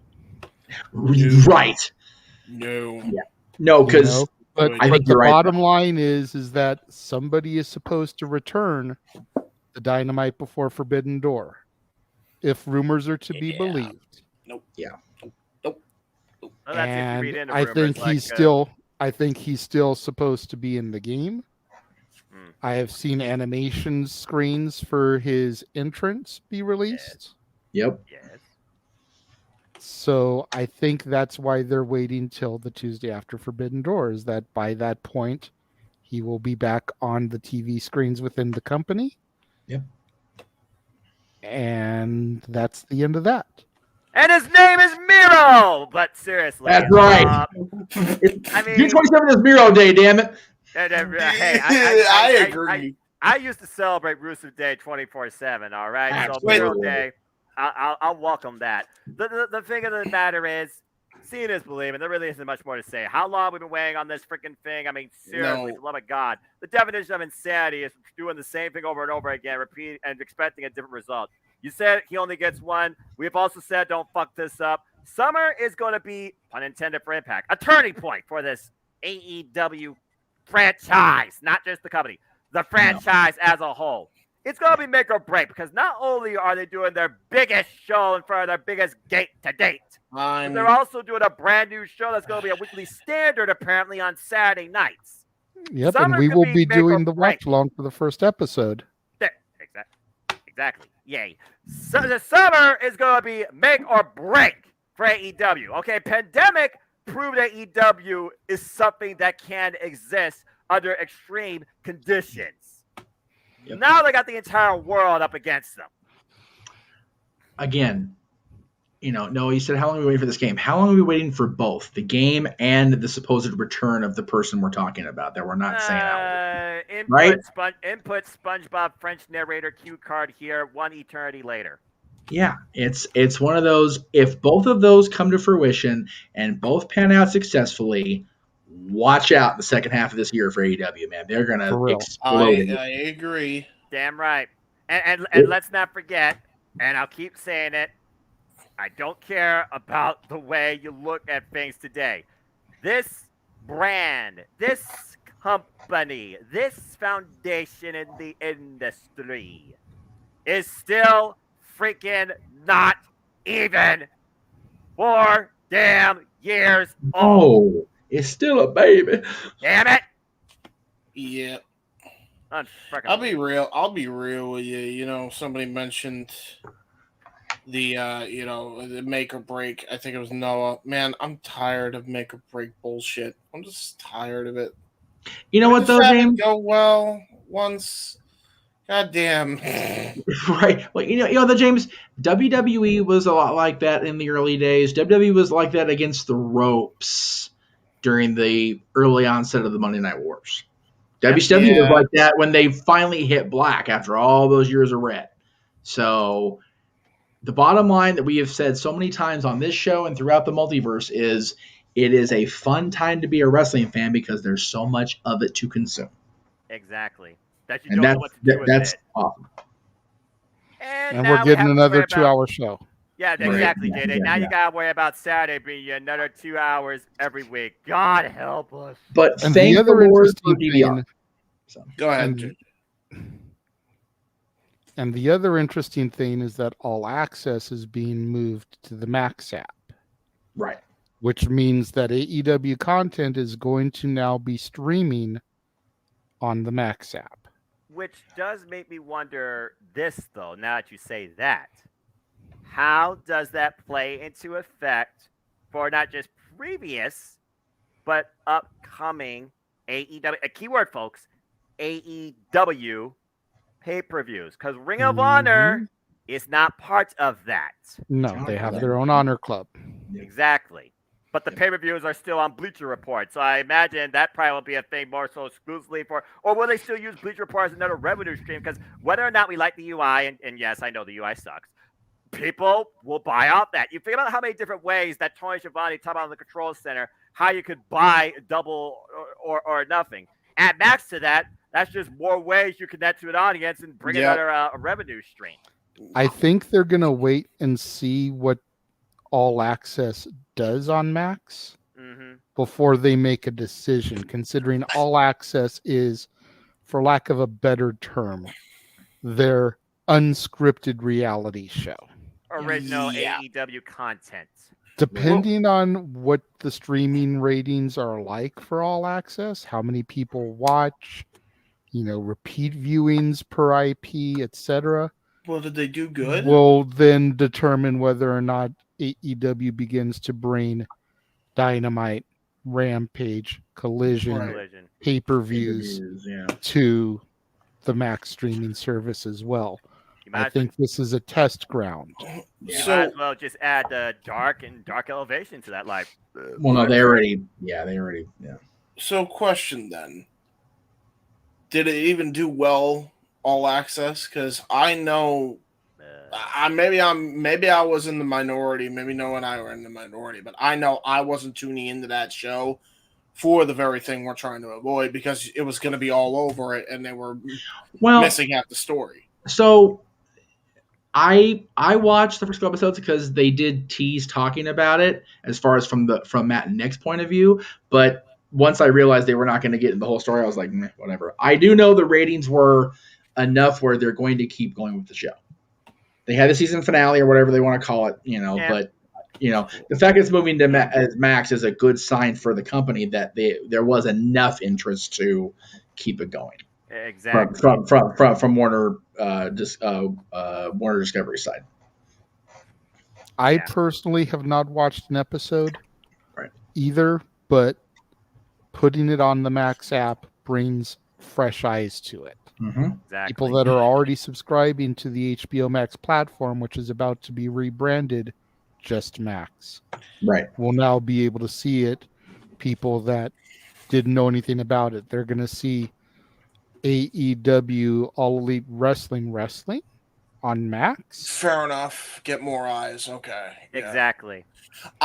If you're gonna do that and try to build your audience, then if we're gonna go by that logic, they need to. I think what they should do then is all the TV specials that they have for Dynamite, and if they move it to some of them to Collision or whatever, I think a lot of those TV specials should be their own specials, and they should put them on Discovery 4 times a year. Possibly. Blooding is specifically like Blood and Guts, Battle of the Belts? Battle of the Belts. Well, I wouldn't say Battle of the Belts. You can keep that turn or whatever, but Fighter Fest, you could keep that for Dynamite as well, since I have freaking 3 of them or whatever the fuck. Fighter Fest and Fight for the Fallen, because again, I've watched AEW since day 0, and I imagine that freaking All In has to be part of that, because that was the first show that became the inception of what we later found out to be called AEW. But nonetheless, you think about AEW's run so far of special episodes, preview level television. They had Championship Fight Nights, they had Queen at the Lake, they had Fighter Fest, they've had Fight at the Fallen. They had the Winter is Coming, and then you got Battle of the Belts. You're right. They had 2 Blood and Guts, and then everything else has been a standard Dynamite. But they've been booking these Dynamites sometimes like pay-per-views. So, I think it would be worth testing out doing something on Discovery. Like one of those shows should go on Discovery because you're going to get a whole bunch of new eyeballs, and that specifically on Tuesday nights. For whatever reason, a lot of people tune into Discovery. That's a great time slot to get in. Baby steps. Exactly. Fair enough. Baby steps. By putting All Access on the Max app, you allow people that have no exposure to your product to get to know the people. Right. Exactly. Yep. Then they tune into the product and they get to see the people they've gotten to know behind the scenes, their personal lives. Yep. Then they get invested in their matches. And that literally is what All Access was, particularly for, I'll just tell you right now, Adam Cole, baby, Dr. Britt Baker, DMD, Sammy Guevara, Ty Conti, a.k.a. Ty Mello, Ruby Soho, and there's one other one I'm trying to remember, but I can't. Who was it? That's basically the bulk, because the whole summary of the series was Adam Cole's uncertainty if you ever get back to professional wrestling. Thunder Rosa, I think. Yeah. It was Thunder Rosa. You're right. At the end of the day, All Access is AEW's Total Divas. Really? Yeah. You really want to get down to the nitty gritty. No, you're right. You're absolutely right. And like I said, this is going to allow people that have never seen it before to get to know the performers behind the gimmicks. Exactly. And will bring more eyes to the product. This is a very good move, I think. And like I said, I think depending on how the ratings on the streaming is, will determine whether or not Dynamite, Rampage, Collision, Battle of the Belts, Winter is Coming, etc., etc., etc., end up moving to the streaming app. At which point, if that begins to happen, then we can branch out to the Discovery side of things. Yeah, exactly. You also got to consider the video game. I was going to say, the video game is going to play a big part of it too, especially with as long as people have been waiting. The big question is when it drops, does all the wrestling gamers rush out to get it, to try it? Right. Or has the shine already been dimmed and nobody gives a fuck anymore because of how long it's taken to come out? I was going to say, you mentioned baby steps. They got a baby crawl. They got to get through this game release, and they've got to have, and again, God, my drink's empty, so I can't take another sip of courage here. If they're going to deliver Punk, they got to fucking do it already. Summer, like I said, is a point of no return for AEW as we've come to know it, or what it can be, considering everything that's happening. Yeah, it's so ridiculous that James is right. We keep having these. If it doesn't happen, it's going to be a thing. Well, this is one of those. The next 2 months, June and July, and into August with All In. Yep. They have to deliver and deliver better than the USPS, or they are in deep shit. I'm telling you, if this show busts, they're fucked. Well, the thing is, that show's fucked. If All In, as much as they've done pre-sale, and even the walk up. I'm calling it walk up. They're not gonna have 30,000 fucking walk up. That's ridiculous. But you know what I'm trying to say. Yes. All this stuff, and then the match card shits the bed. They're in deep shit. I don't think the match card will shit the bed. I'm sure it will be like their last really good card or whatever. But it's like, I mean, you called Revolution perfect. You know, I'm what sure I mean? it'll be level of Forbidden Door. Yeah, I would almost go on to bet it'll be like that level because you figure they're probably going to try to tap into the UK scene to bring clearly those type of talents onto the card. Right. Yeah. Well, the point has been made for months, JJ, that they've done all the numbers and all the ticket sales with no match announced. Mm-hmm. But they need to keep that going. They need to not go, hey, we're bringing in CM Punk. Hey, we're signing Goldberg for a one-night hit. Like, no, man. Put the people that you're either showcasing on TV already or, goddamn, get some shine to people that need a little of it. And that's you've already got under contract now. Yeah. Don't throw, buckets of money at fucking Bill Goldberg. Don't, smooch the pooch of CM Punk's ass. Like, seriously, get these guys that you can rely on and the girls you can rely on. Build a card around that and go, oh, yeah, by the way, Phil and Bill are going to be there too. Yeah, exactly, Geoff. I mean, you hit the nail on the head. I mean, again, Collision's supposed to be somewhat helping that situation with their, like you called it, over-bloated roster. And the roster thing, it's not just an AEW problem. It's an industry-wide problem. Let's just put it out there right now. It really is, yeah. When are they going to announce the tournament for the Owen?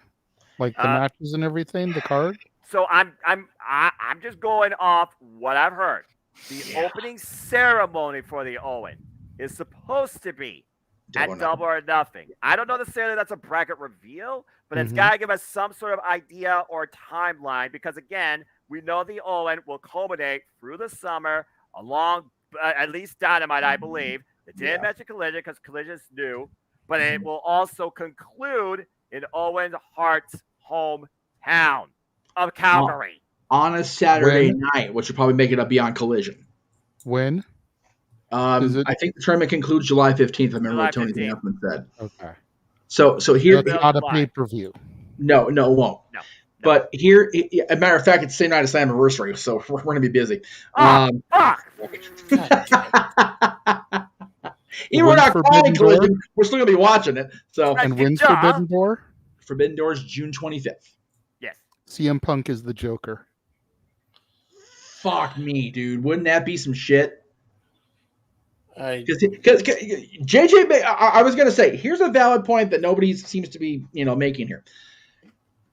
They've got Double or Nothing, which is the start of the Owen tournament, and they're going to start announcing the matches and the brackets and everything. Yes.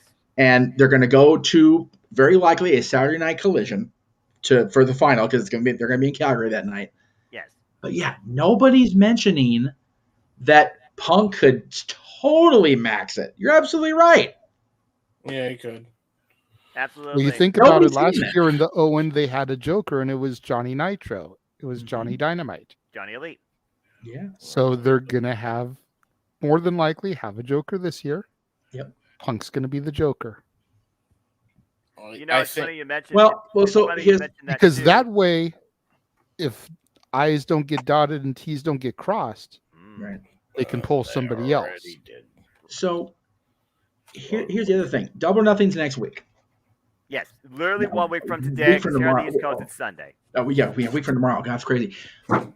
They still haven't announced the venue for the Collision premiere. That's why Aaron's him-hawing about going, because they haven't officially said it's going to be Chicago yet. Right. That's the big rumor. Right. I'm going to stand right here at 11:06 on a Saturday night and say it. If they announce that the premiere of Collision is going to be in Chicago, like Tony said they were going to announce the venue this week for Collision, if they announce Chicago, Punk's in Vegas. Probably. Yeah. And it wouldn't surprise me if that premiere was at the United Center. Yeah. Well, that's going to be a thing because they're not going to run Rosemont because that's WWE's building. So, or excuse me, the Allstate Arena. What the fuck ever. Rosemont Horizon. God damn it. To be fair, since we did talk about Pond, no. I wasn't going to go down the whole thing about all the news.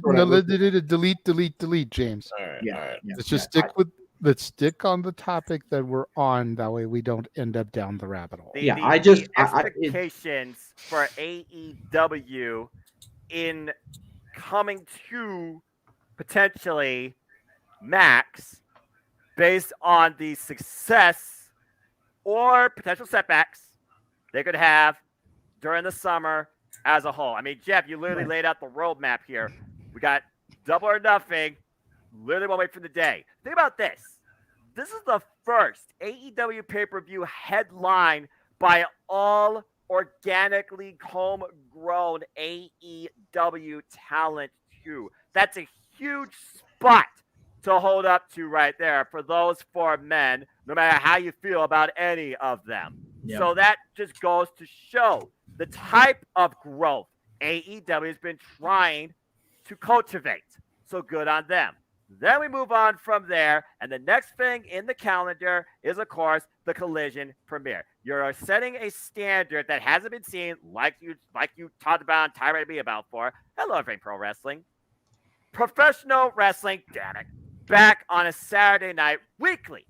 2 nights, mostly live, not live every week, as they said. So, again, when we have a PLE on a Saturday night here stateside, I'm sure we'll go into my conversation regarding that and our aspects too, because I'm pretty sure I'll be calling the WWE stuff with JJ, but I'll also be doing this on a small screen too.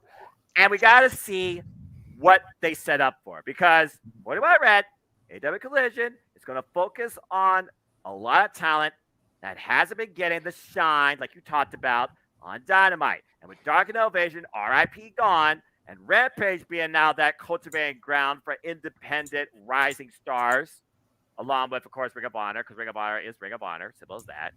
We got to really see how the Collision presentation shapes itself versus being Dynamite Episode B. Then following that, we got the Forbidden Door. And we have no idea what's in store. All we know is that Kenny Omega is going to be defending his title somehow. Please let me call Kenny Omega versus Will Ospreay. And we also don't know how far this Forbidden Door will go out. JJ, you talked about it verbatim this year. They need to reach out further. Bring in Stardom. Bring in Impact. Bring in a company we don't even know. Bring in something out of Mexico. Bring in something local out of Smash Wrestling, maybe, in Canada. Really how far this door has opened. Not how much you probably have it closed. And then we move on from there. The fact that they have nothing right now in July, but the Owen playing out through Dynamites and Collision. They haven't announced Fight for the Fallen. They haven't announced Fighter Fest. And truth be told, those are usually the July standards, all right? So maybe and they haven't announced Blood and Guts either, by the way. Summer. And you're right, James. They haven't done Blood and Guts this year either. But we're about to call another Anarchy in the Arena. Get ready for that crazy shit. Which usually leads into Blood and Guts if last year's. It might as well be. And then, of course, even before July, like you said, if this holds up, heaven forbid, we get the video game. We finally see if this video game holds any merit to what people are echoing. Can it be as good as the Golden Child, No Mercy? That's a freaking high comparison, all right? And then we finally go into August after the Owen concludes, and whoever holds up the belts, man and woman wise, August, AEW is giving us 2 back-to-back pay-per-views, apparently. The biggest gate and the usual super card. One's an international, and that's their first breakthrough beyond the freaking continent, by the way. So that's a whole nother standard they need to set. And then you come back here for All Out to see if you continue domestically. Again, there's a lot on the roadmap for All Elite Wrestling. And it all starts literally 1 week from the day at Double or Nothing. I'm so tired of it. I'm so tired of it. Just get to it already and make it good. Well, they will. Please. And of course, I had to have a moment and have something smack me in the face while Noah was going off and Geoff was going off. How narcissistic is our AEW World Heavyweight Champion? Wait, yeah. Wait, he is. As far as what? How narcissistic is he? I mean, I don't know. How narcissistic is he? That's for match game, but you know. On a level of 1 to 10, where would you put him? 11. 11. 11. Okay. 100. What's the name of the streaming site that All Access is going to? Run with it, Tony. Okay. All right. It's Run with it, Max Tony. Well, I Jacob just Friedman's. handed it to you. There you go. Yeah. Give him his royalties. You still owe Eric, shout out to ATW crew. You still owe Eric royalties for Unlimited Power with Keith Lee. But His royalties. What about my goddamn royalties? I don't know shit. You don't know shit he's stolen from our fucking show. Just send him the paperwork. I'm still waiting for all my royalties from all these fucking dirt sheets stealing my shit about the garden. Dude, right. How many royalties that TikTok, Tony you're owes? still on the clock for that. TikTok. I know. If he actually paid the royalties that he freaking owed us, we'd be rich. Bro, I still be doing this shit because I love this so much. That's right. Yeah, but we'd be richer doing it, is my point. I mean, there you go. We could be rich and still poor at the same time, kind of. I don't know. For the show that How does money that doesn't work? have to change you for the worse. We could be rich and poor at the same time. That's an oxymoron. And Robin Hood in this bitch. Poor rich, rich poor. Poor rich and rich poor. Because the poor lead the rich, lead the poor, lead the rich. And evolution's an injury. It's an injury. That's right. And we're back. And now we've come full circle. That is all the topics that we had for this evening. Let us begin the shills. All right. It is time. All right. So I will go ahead and get into the shills. Where do you want to start, my friend? Start wherever you got, the top. Just start. All right. Do like I do. Start at the top of the shills and just start running through shit. What I will do is I will first of all re-acknowledge our, for the moment, that we are welcoming Greg Cherry back into the fold. At least we'll see how it goes from this week. But you can see the Greg Cherry show more likely with me on, because I'll probably be there Wednesday because I ain't doing shit Wednesday at 7 o'clock Eastern. So you can check Greg out over there. Our friends over at NoDQ have another busy-ass week because that's what we do on NoDQ.com. All this shit's going down this week on NoDQ.com. My God. Holy shit. So the NoDQ review will be trying to be the simple man. Yeah. The NoDQ review will be tomorrow, as it do. Recaps of Raw, Dynamite, and SmackDown. Previews and predictions for Double or Nothing Night of Champions. And, of course, live recaps if you don't want to watch us. And if you don't, well, actually, if you don't want to watch us, that makes me sad, so don't do that. But anyway, that's all just on NoDQ.com. Their Night of Champions live recap isn't going to compete with us. Well, this show, no. That's true. That's true. But Double or Nothing, yeah. Yeah. But to no, be fair, we're probably not going to do an open mic night after, so they won't compete with us there either. Oh, that's right. It's on Sunday this year. That's right. Well, then forget what I said. Go watch Aaron shit because we may do like an hour post show, but as we do, it's not that big a deal. But yes, you, my friend, Mr. Renegade, have quite the week yourself. I also have a 9-picture graphic for you. So. Oh Jesus! Okay. Boom! There it is, brother. Beautiful. So, please, all the things. Yeah. So tomorrow, the Warzone, the weekly acquisition report, the last of the 50-cent movies from Dollar Tree. Got everything into one episode, and it still only ended up about normal length. So I was kind of surprised. There you go. Rio Lobo on Monday, Statboy Sports Bar featuring Dori Lou on Tuesday. Yay! Big Jake on Wednesday. Great. Throwback Thursday, of course, week 13. So basically the 13th episode of most of the content. Yes. Double Down with Double A, I want to say, is on like episode 4. Yeah. Open Mic Night and ATW View, I think, are on like episode 10 or 11 technically because they didn't start right at the beginning. Right. The Cowboys on Friday, and then The Mother for new release Saturday next week, which I watched this afternoon. Which one is that one? It's a Netflix original with J-Lo and Joseph Fiennes as the villain. Oh, Joseph, I like him. He's good. And then, of course, like the video that you saw earlier during the Saturday skirmish, subscribe to the members only section for exclusive wrestling content here on the Casa D18 Studios channel. I will be beginning reviews of wrestling DVDs, pay-per-views, bio discs, Noah's NXT, damn it. Every Thursday beginning in July. There you go. And we might even do exclusive like little match calls for y'all too. Me and JJ are talking about stuff like that. It might even be Black and Gold NXT. It might be something TNA. It might be something I've never seen. Who the heck knows? Me and Geoff have actually been kicking around the idea, and I know Geoff made a graphic. I don't think he has it loaded in because he wasn't expecting us to discuss this. But next year, since WrestleMania is going to be in Philly, right? Even though this particular event did not occur in Philly, the thought was thrown out between me and Geoff for me and you to do Heatwave 2000 call. ECW, original ECW Heatwave 2000 call. And I chose that because I was there for that. Oh! It occurred out here at the Grand Olympic Auditorium. The only time the original ECW came to the West Coast. But with ECW being a Philadelphia staple, Heatwave 2000 call, me and you. Let's freaking go.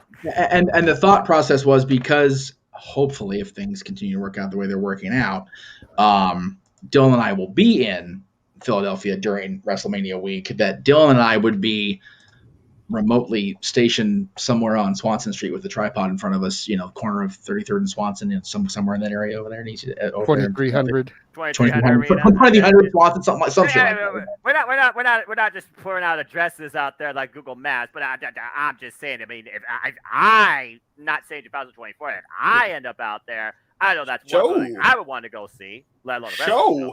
I don't know. Go to 33rd Street in Pennsylvania, eh? Best be careful. I've seen many a traveler venture in and none have returned. I don't know if you've ever seen that show, Noah, but the two most notable things about that show, the debut of the Van Terminator and the XPW invasion during the Yeah, I was gonna say I totally want to do the one with the XPW invasion, dude. That's that one. That's the one, brother. God. Yo, I've heard things about that show. There is a Friends War with Stories episode on YouTube if you want to get the whole lowdown about it beforehand.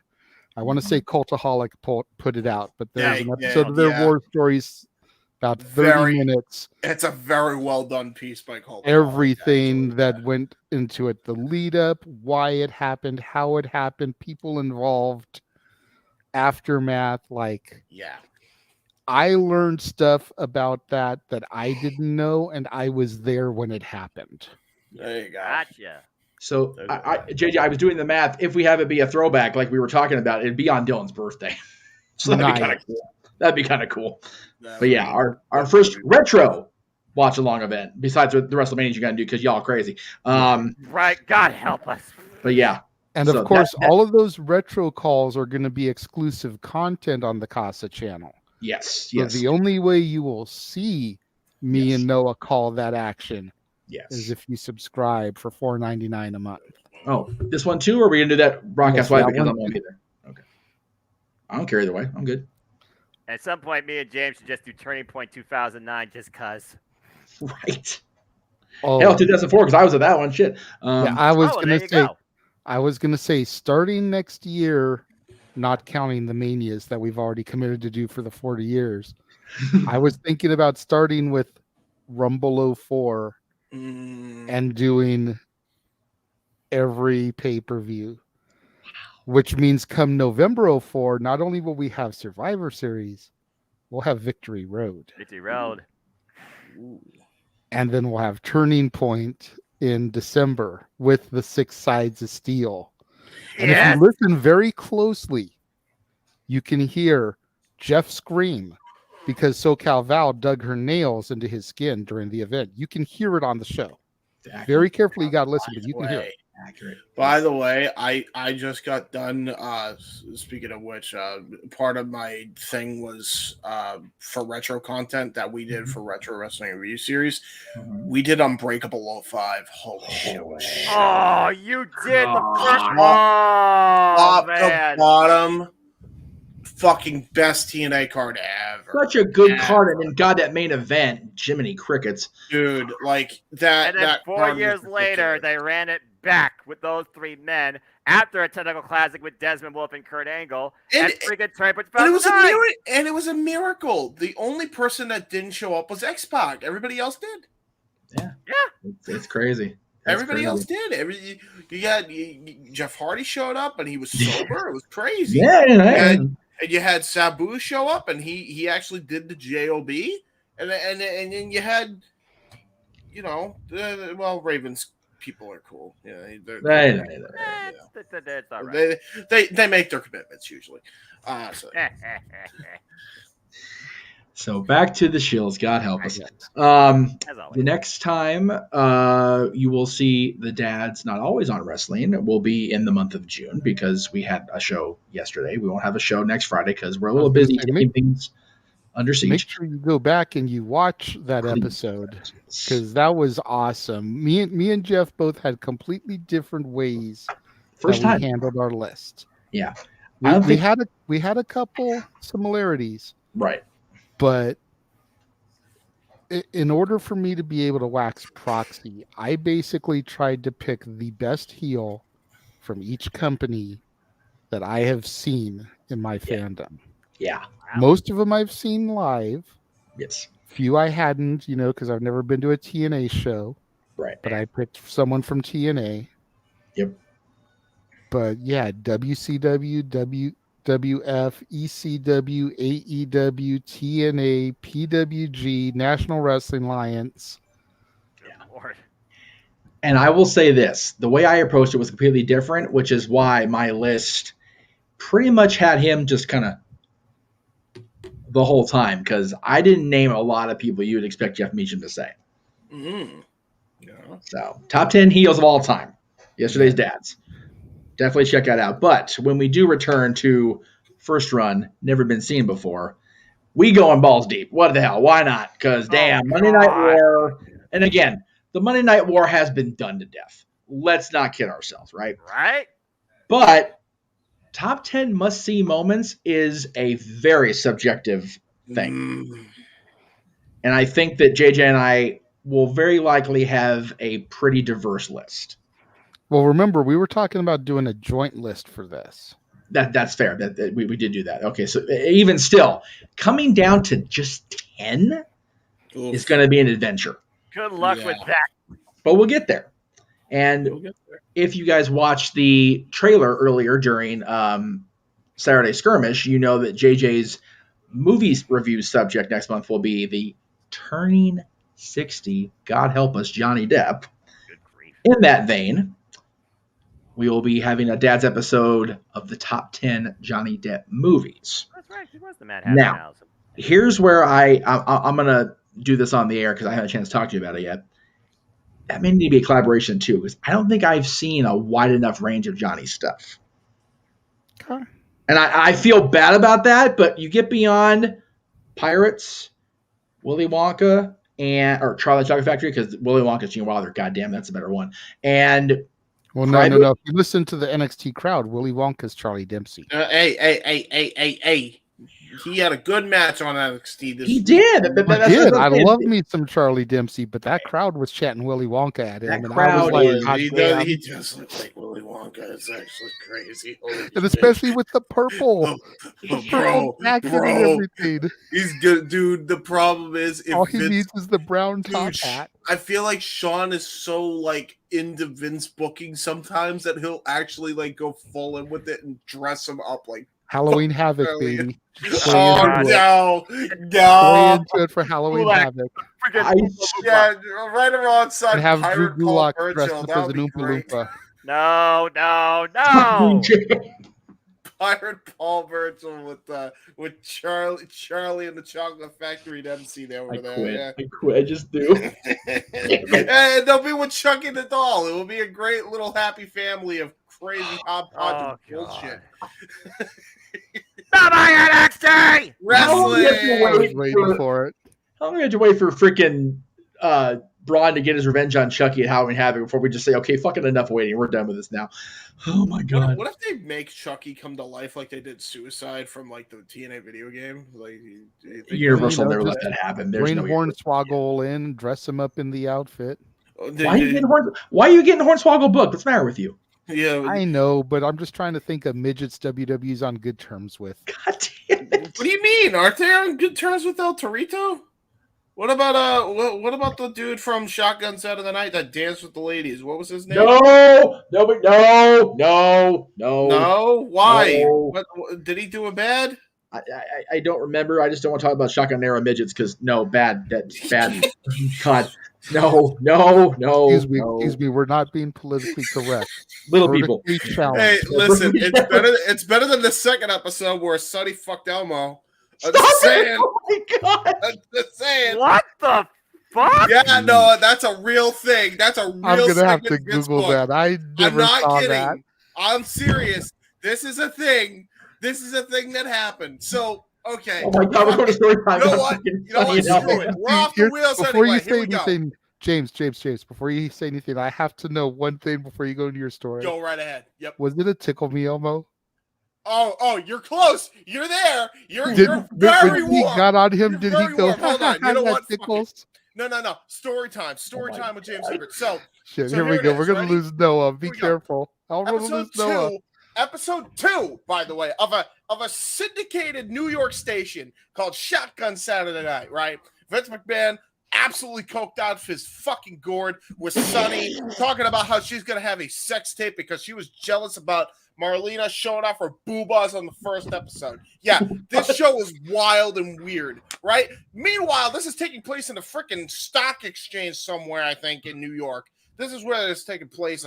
It's basically in a public area, and the ring's like 15 by 15, right? But all night, they're hyping up this sex tape, right? Sex tape is happening. Sonny's going to fuck somebody, right? Right? And they're guessing who it could be. All of a sudden, Sonny goes to the sex tape, and she's introing her sex tape like it's a fucking YouTube video, right? And she's like, "Hi guys, welcome to me having some fun," or whatever the fuck she says, right? And so she's like, "This guy's big and strong and all this shit," and then in comes some dude who, by the way, turns out to be Todd Pettengill, coming in as an Elmo doll, right? Elmo doll, and he calls himself Fondle Me Elmo. Oh my god. And he goes, "Oh yeah, I'm your man, Sonny. Woo!"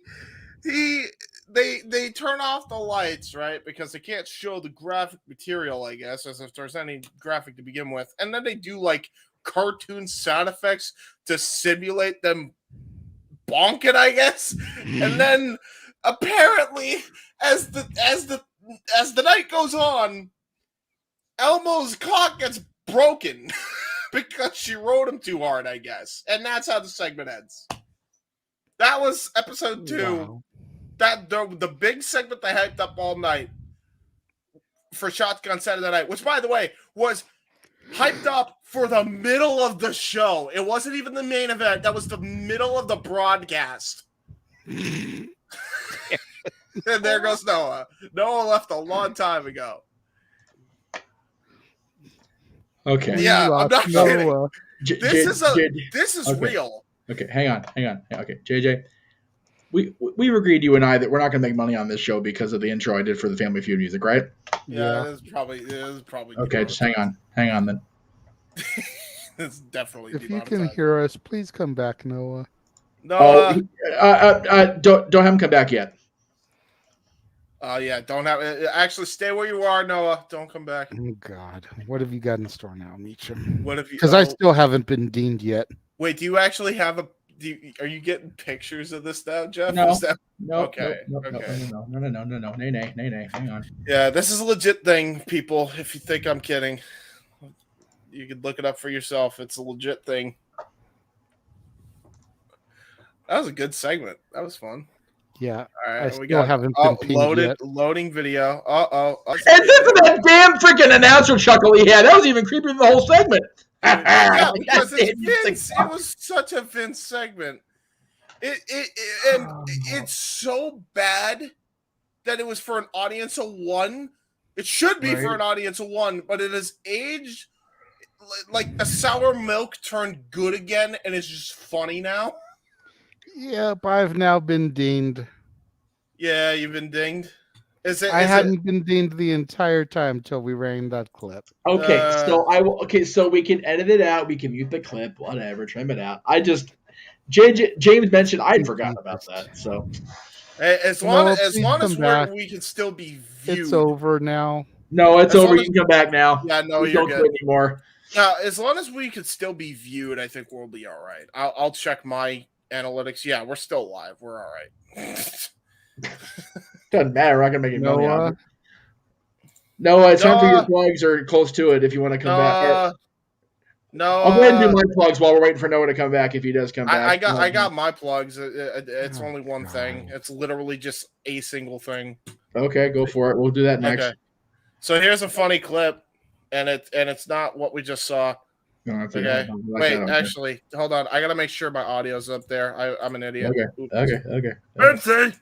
All right, share system audio. Oh wait, no, I can't. No. Idiot. Okay. Egg. All right, system audio. There we go. Share screen. Okay, so this is an Indie Force bumper, but this really works, and everybody should do this for this show as well. Okay. We now return you to the Indie Force podcast. Can everybody hear that? Yeah. Oh, what a lovely day today here in Steelport. But wait, is that Indie Force content? Woo!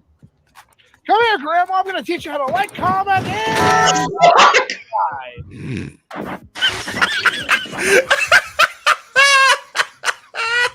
Damn.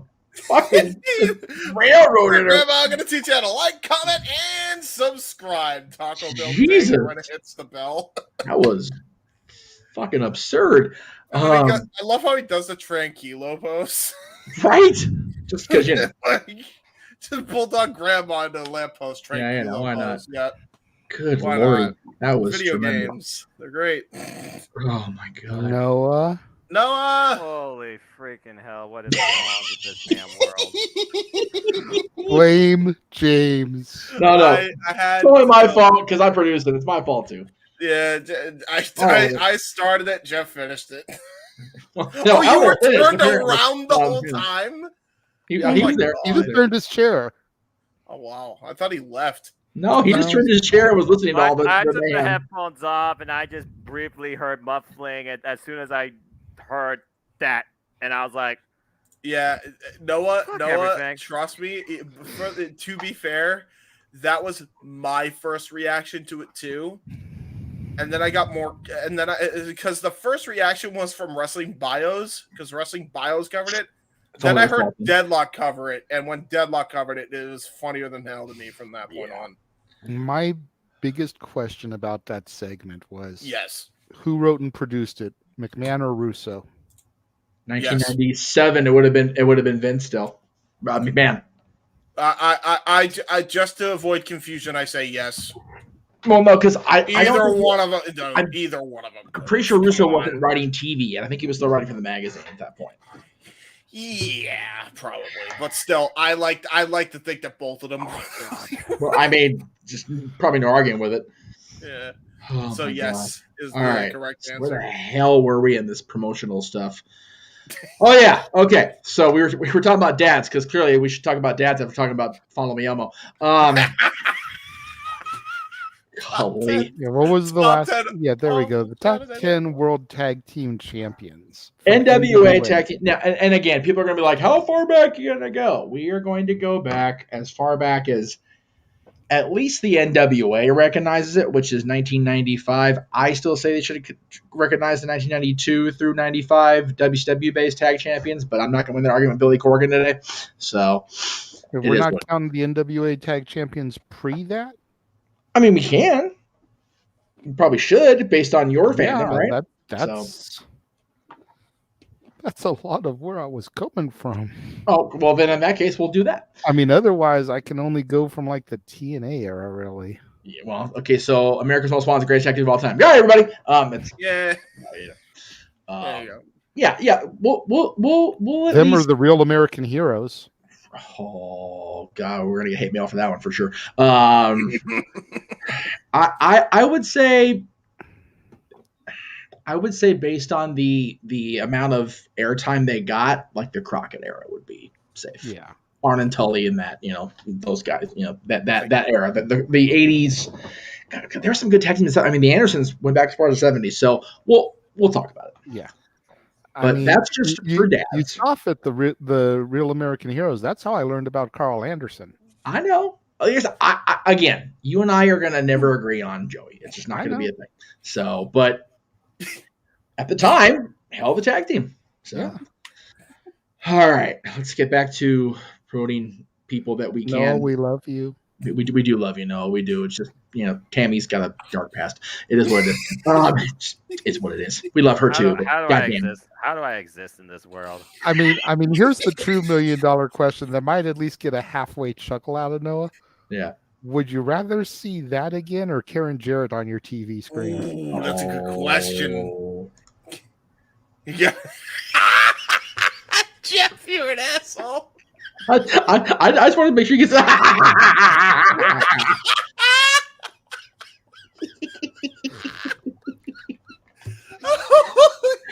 Well, we know one thing that Noah will be confessing tomorrow.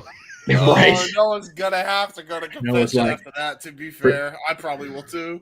Father, I know you won't forgive me for this one, for that sin, but you may co-sign after what you heard.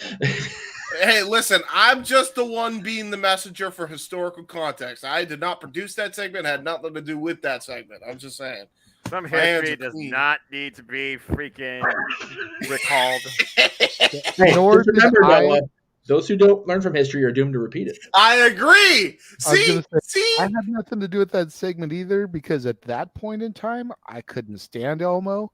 If I had written that, Stone Cold would have came in and fucking stunned shit out of him. I ain't even gonna lie, dude. When I first saw the segment, it traumatized the fuck out of me because I was like the biggest Elmo mark, and I felt when I first saw the segment that because I watched this literally last year, a piece of me died inside.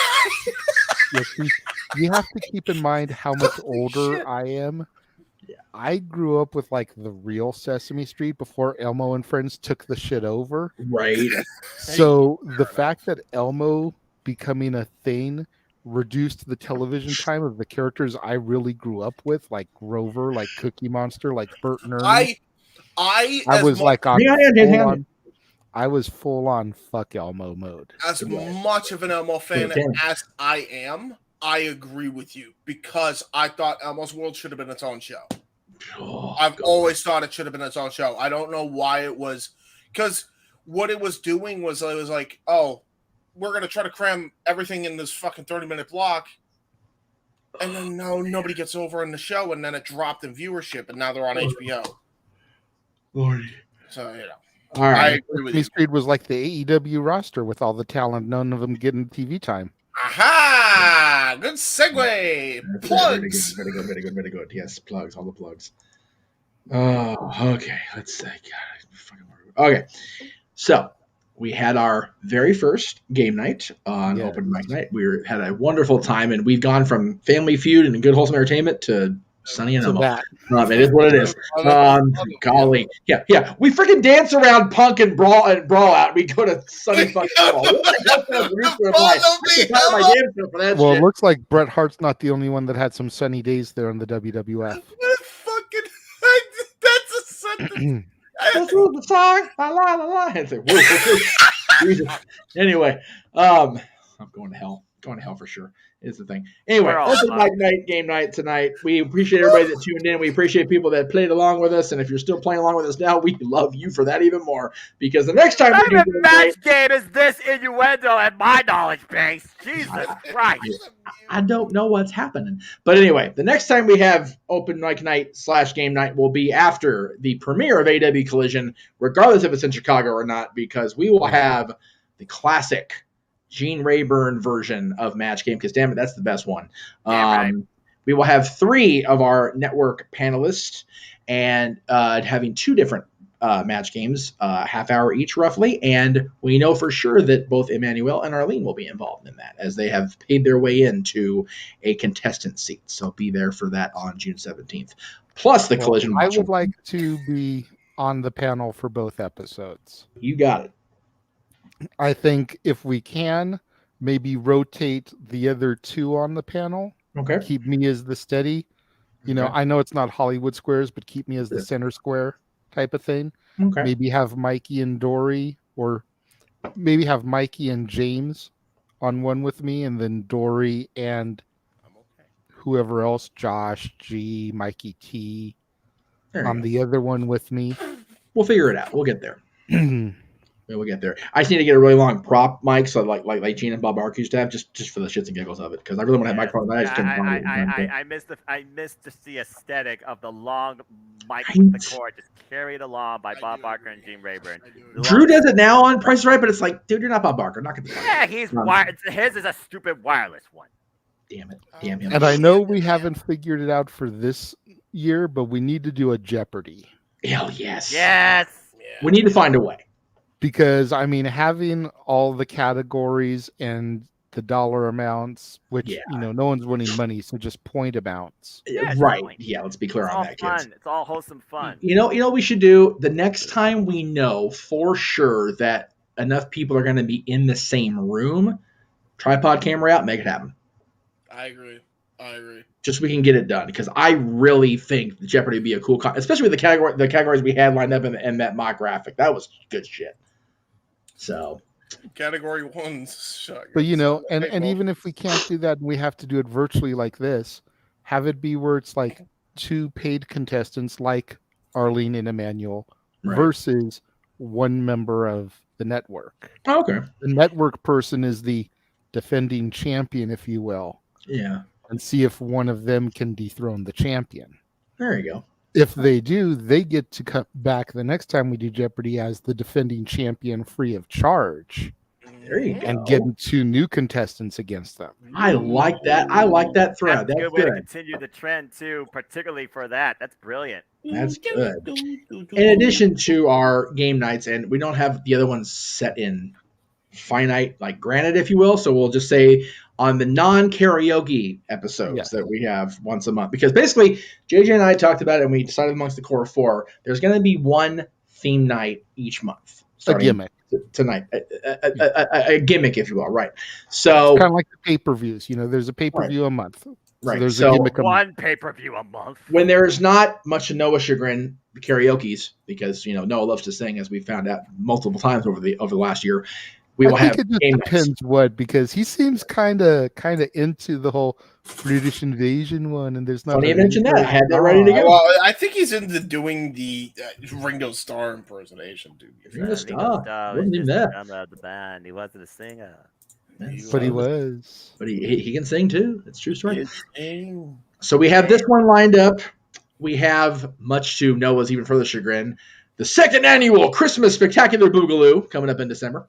Damn it. But in November, I don't have the graphic done yet because we weren't still 100% sure, but the date will be Mickey Mouse's birthday, November 18th, for Walt Disney Karaoke Night. No one needs to do that. Go get a damn turkey. In freaking November, no one cares about Disney. All you care about is your freaking football, your freaking graduation, and your freaking vacation. You don't worry about the freaking winter season. Just get...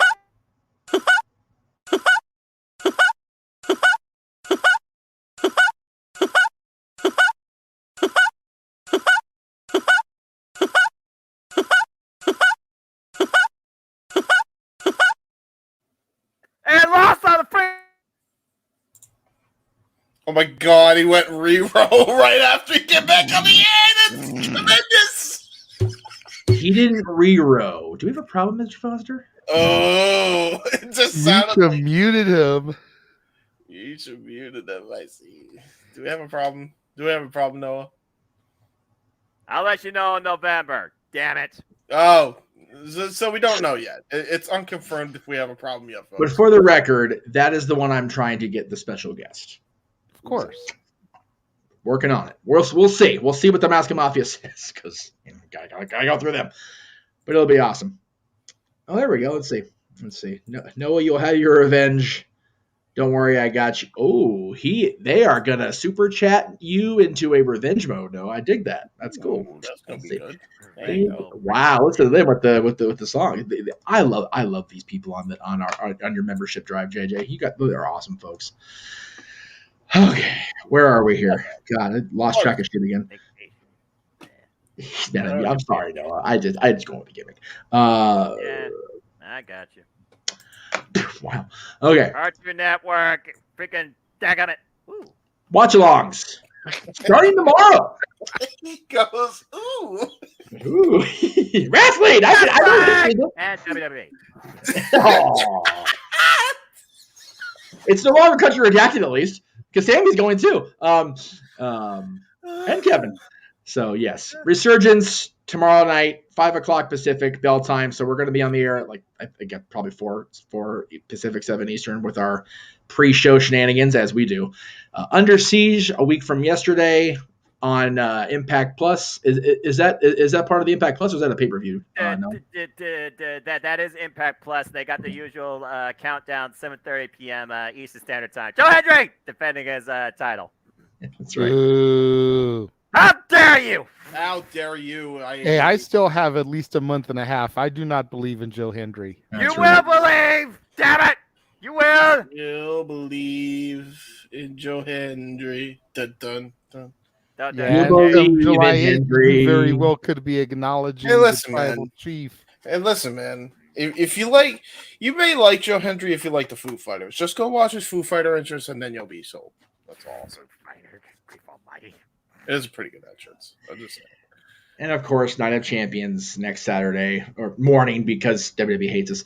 God damn it. And Double or Nothing, which is late night in Vegas. So we go from the extreme to the other extreme because everybody. Let's fucking go.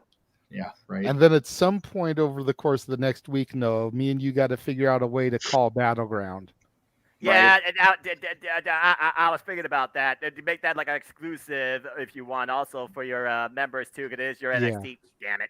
And there's some interesting matches. I think we can figure out some way to do that.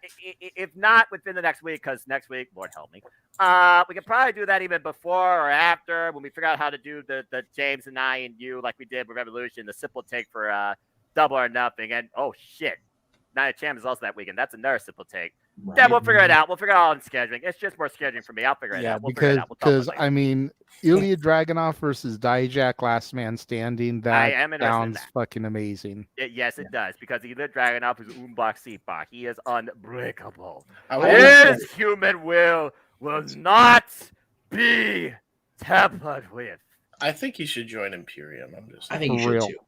I do like that idea. I'm not gonna lie. As it is, Jordan McDonough very well could be the newest Judgment Day member after Raw. That's right. If anybody out there has a connection to a decently priced oxygen supply company, I'm gonna need one for JJ's daughter, and I'm gonna need one for Noah and one for Aaron after this week. Because all the coverage we're doing across this multiverse with him calling everything, Aaron recapping and predicting everything on his channel, and Natalie having to watch Roman take a pinfall for the first time in 3 years, we're going to have some dead people otherwise. We don't have some oxygen. Not just Noah calling the action, but, you get to his shills and his predicting panel. Well, I mean, hell, we're going to get there now since I've got it queued up already. Where are we at here? Blah, blah, blah, blah, blah. So, Mr. Foster, we'll do your plugs and then we'll let you take us home as we do. But go ahead and do the shills, my friend.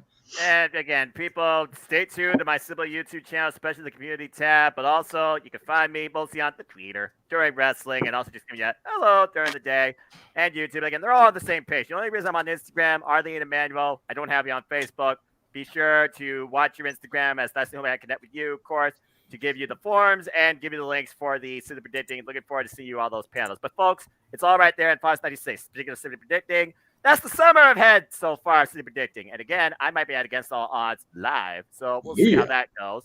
But that's immediately what follows this week of Professional Wrestling Madness 2. Start Against All Odds, they go to Forbidden Door, they go to Money in the Bank, Impact Summerversary, SummerSlam, Multiverse United 2 from the Bell Toes.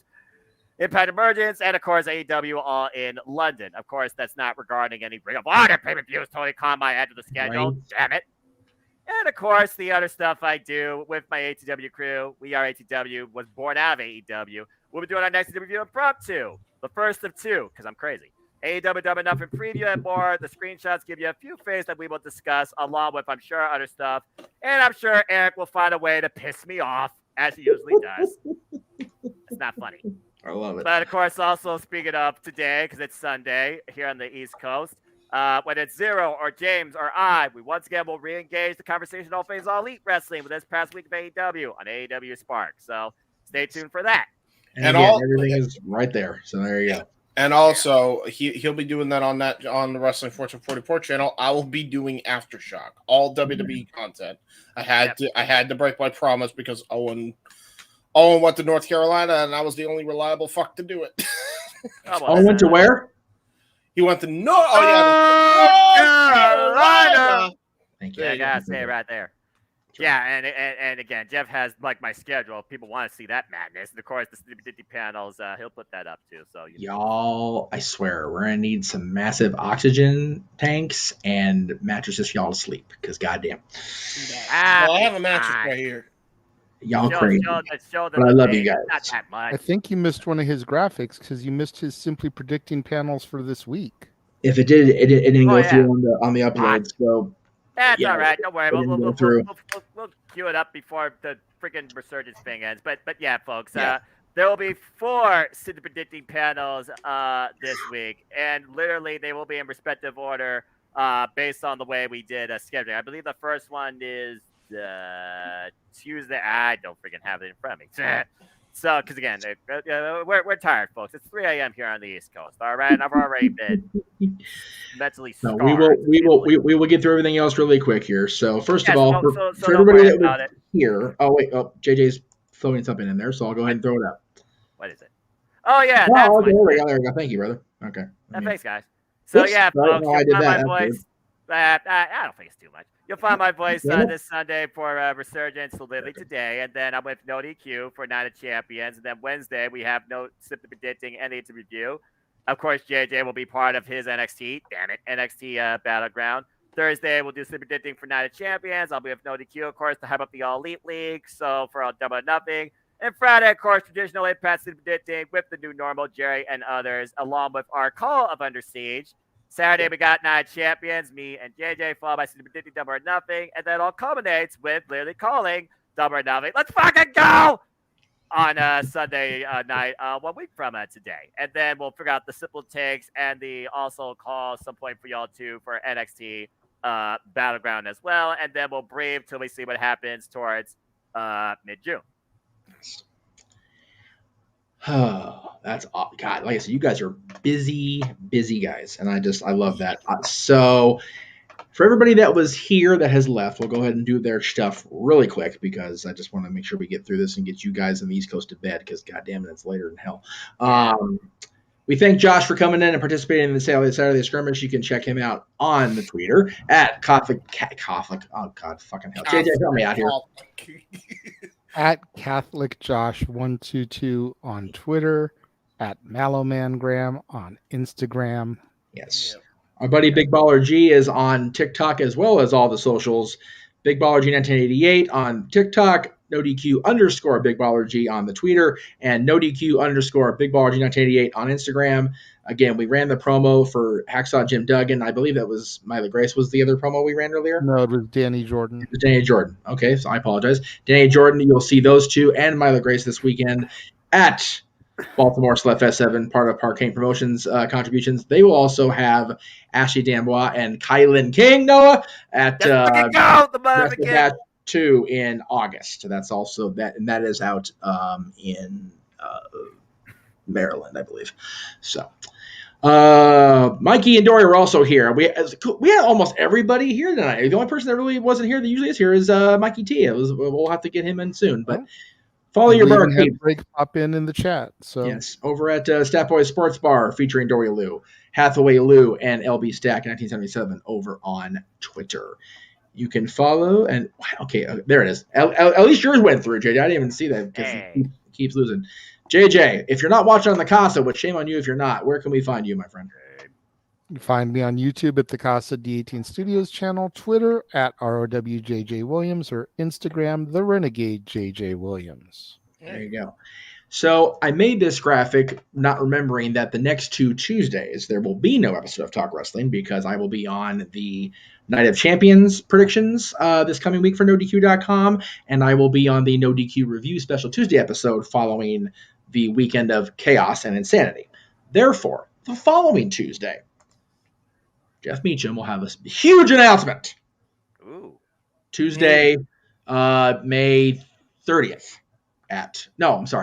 Tuesday, June 7th at 10:05 Eastern. June 6th, thank you. June 6th. June 6th, first Tuesday to friggin' And yes, that was totally JJ's suggestion. I do the Tony Khan thing because it was funnier. I was gonna say I can't wait for this announcement and the next announcement and the next announcement. And James, stop it! Stop it! It's endless cycle. Stop it! At least Jeff's announcements are going to hold more weight than Tony Khan's do. Accurate. I mean, you won't be staring blindly at a teleprompter either. I will. I will say that his one this week was the best one I've seen him do yet. It was. Yes, he was staring very obviously at a teleprompter, but he looked a little bit more relaxed than he normally does. Yes. Considering how much stress the damn guy puts on himself, Jesus Christ. It will be an announcement of expanding the multiverse, and I'll leave it at that.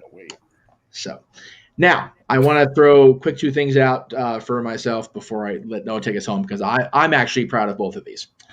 So, the original suggestion we had for Noah and James, Noah and JJ, these 2 guys over here. I was going to have them call the matches that featured world title changes in WWE 60-year history. At that point, I realized they'd be calling matches on the channel until about 2035.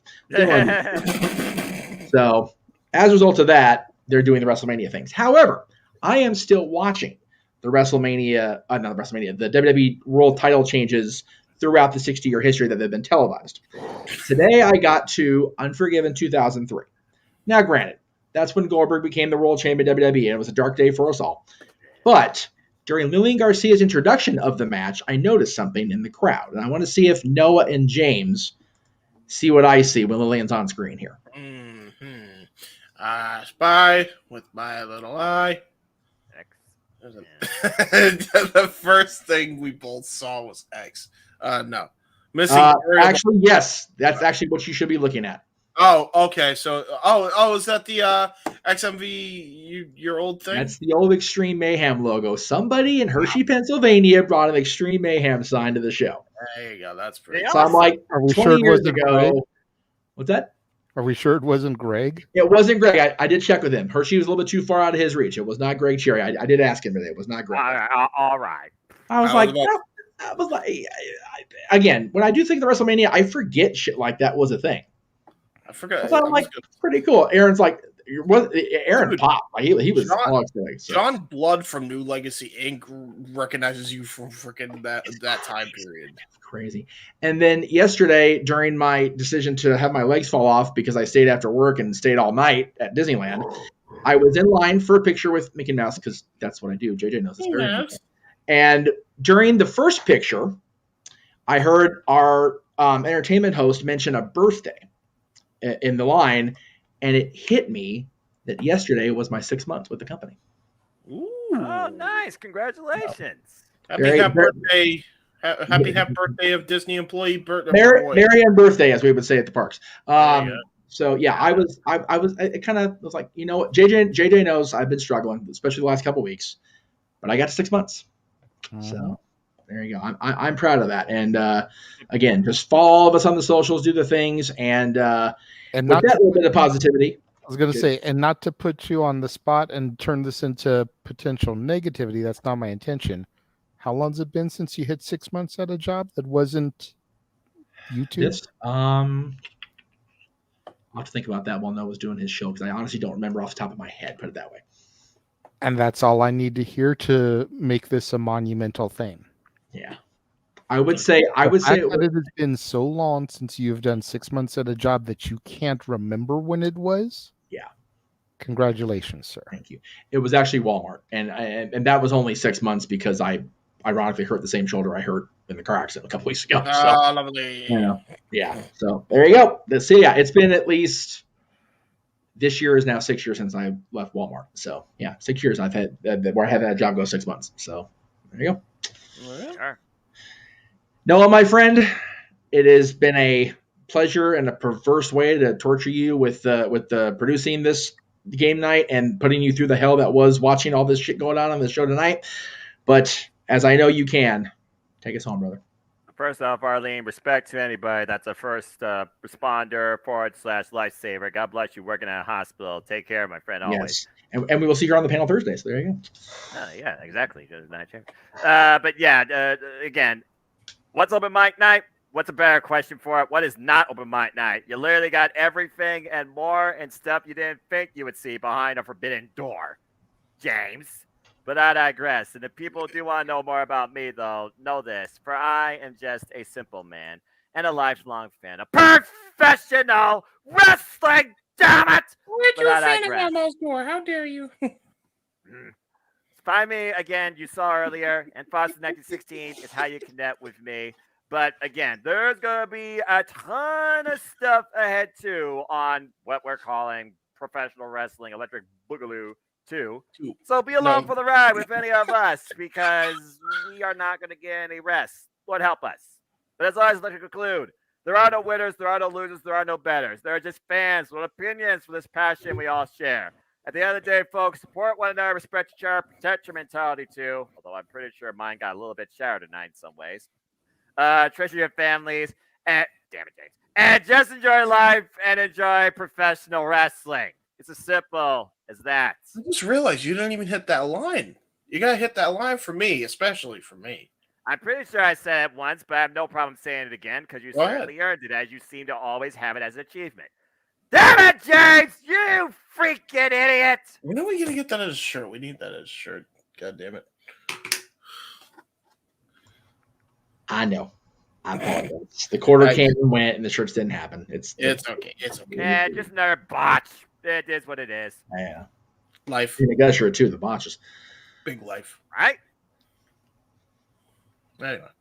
JJ, brother, appreciate it. And if I missed a super chat, it was not my intention. Well, go to the start because it stars them now. I did miss that because I was going to bring it up when we were talking about something else, and I appreciate that very much, Arlene. So I did see it, it just didn't register. So thank you, Arlene. Again, it's you guys that super chat again because we're gonna have to edit this show now as far as in post because we're not gonna make money because of Tammy and Elmo shenanigans. Thank you guys for super chatting. Thank you guys for subscribing to the Constantine Studios. Thank you for tuning in every week to this show, to the watch alongs when we do them, to all our shows we do. We do make the content, we do produce the content because it is a passion. But at the end of the day, you guys donating, super chatting, commenting, interacting is what keeps it going. Yes, the money keeps the equipment going, but the interaction with you guys is what keeps us going. Wrestling doesn't exist without the fans, and neither does the Jeopardy Multiverse of Media without the supporting fam. Yep. Absolutely. I know I've felt this way. I know Geoff has felt this way. And just because he was in the chat room earlier, I know Greg has felt this way. When we put our content out there and we don't see it really get any traction, you kind of get that feeling amongst yourself like, why do I even bother? Yep. Why am I busting my ass to produce this content that 3 people are watching? Right. And it can be a little disconcerting. Yeah. But getting to the point now that I did a couple months ago where I am monetized, seeing the response ever since I've been monetized with the super chats that have come across my channel today, I do believe I will get a payout again in June now. Nice, dude. That's March, April, May, and June. Every month I've been monetized. Got to get the people what they want. And that's all thanks. I've said this a few times, and it comes off as very PBS pledgy, but it really is thanks to people like you. You know, to Arlene, to Daniel, to Josh, to Emmanuel, to all you guys that have joined my members only section. It is because of people like you. I start every month with $17.50 in my account because of my members. Right. That's already almost a fifth of the way to the $100. Yeah. Dude. Just because of those people. That's wild. Then the super chats come. Then the revenue from watching the ads on my videos come. And super stickers. Yeah. Which you are know, awesome. Occasionally I'll get $1 or something on Statboy Sports Bar, which, you know, that's awesome. Yep.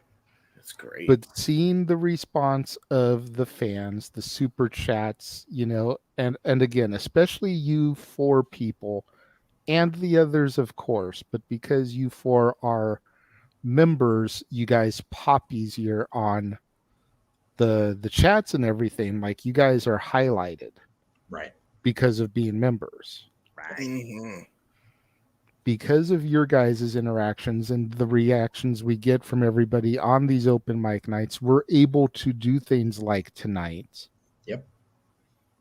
And have it be such a success. And have it be fun. Yeah. Well, it would have been fun regardless, but to have it be a rousing success. Yeah, true. Like, we didn't really know going into tonight what it was going to end up like. Yeah. We had an idea, but we didn't really know what the response was, you know. Tonight was the Matt Morgan. It was the blueprint. Yep.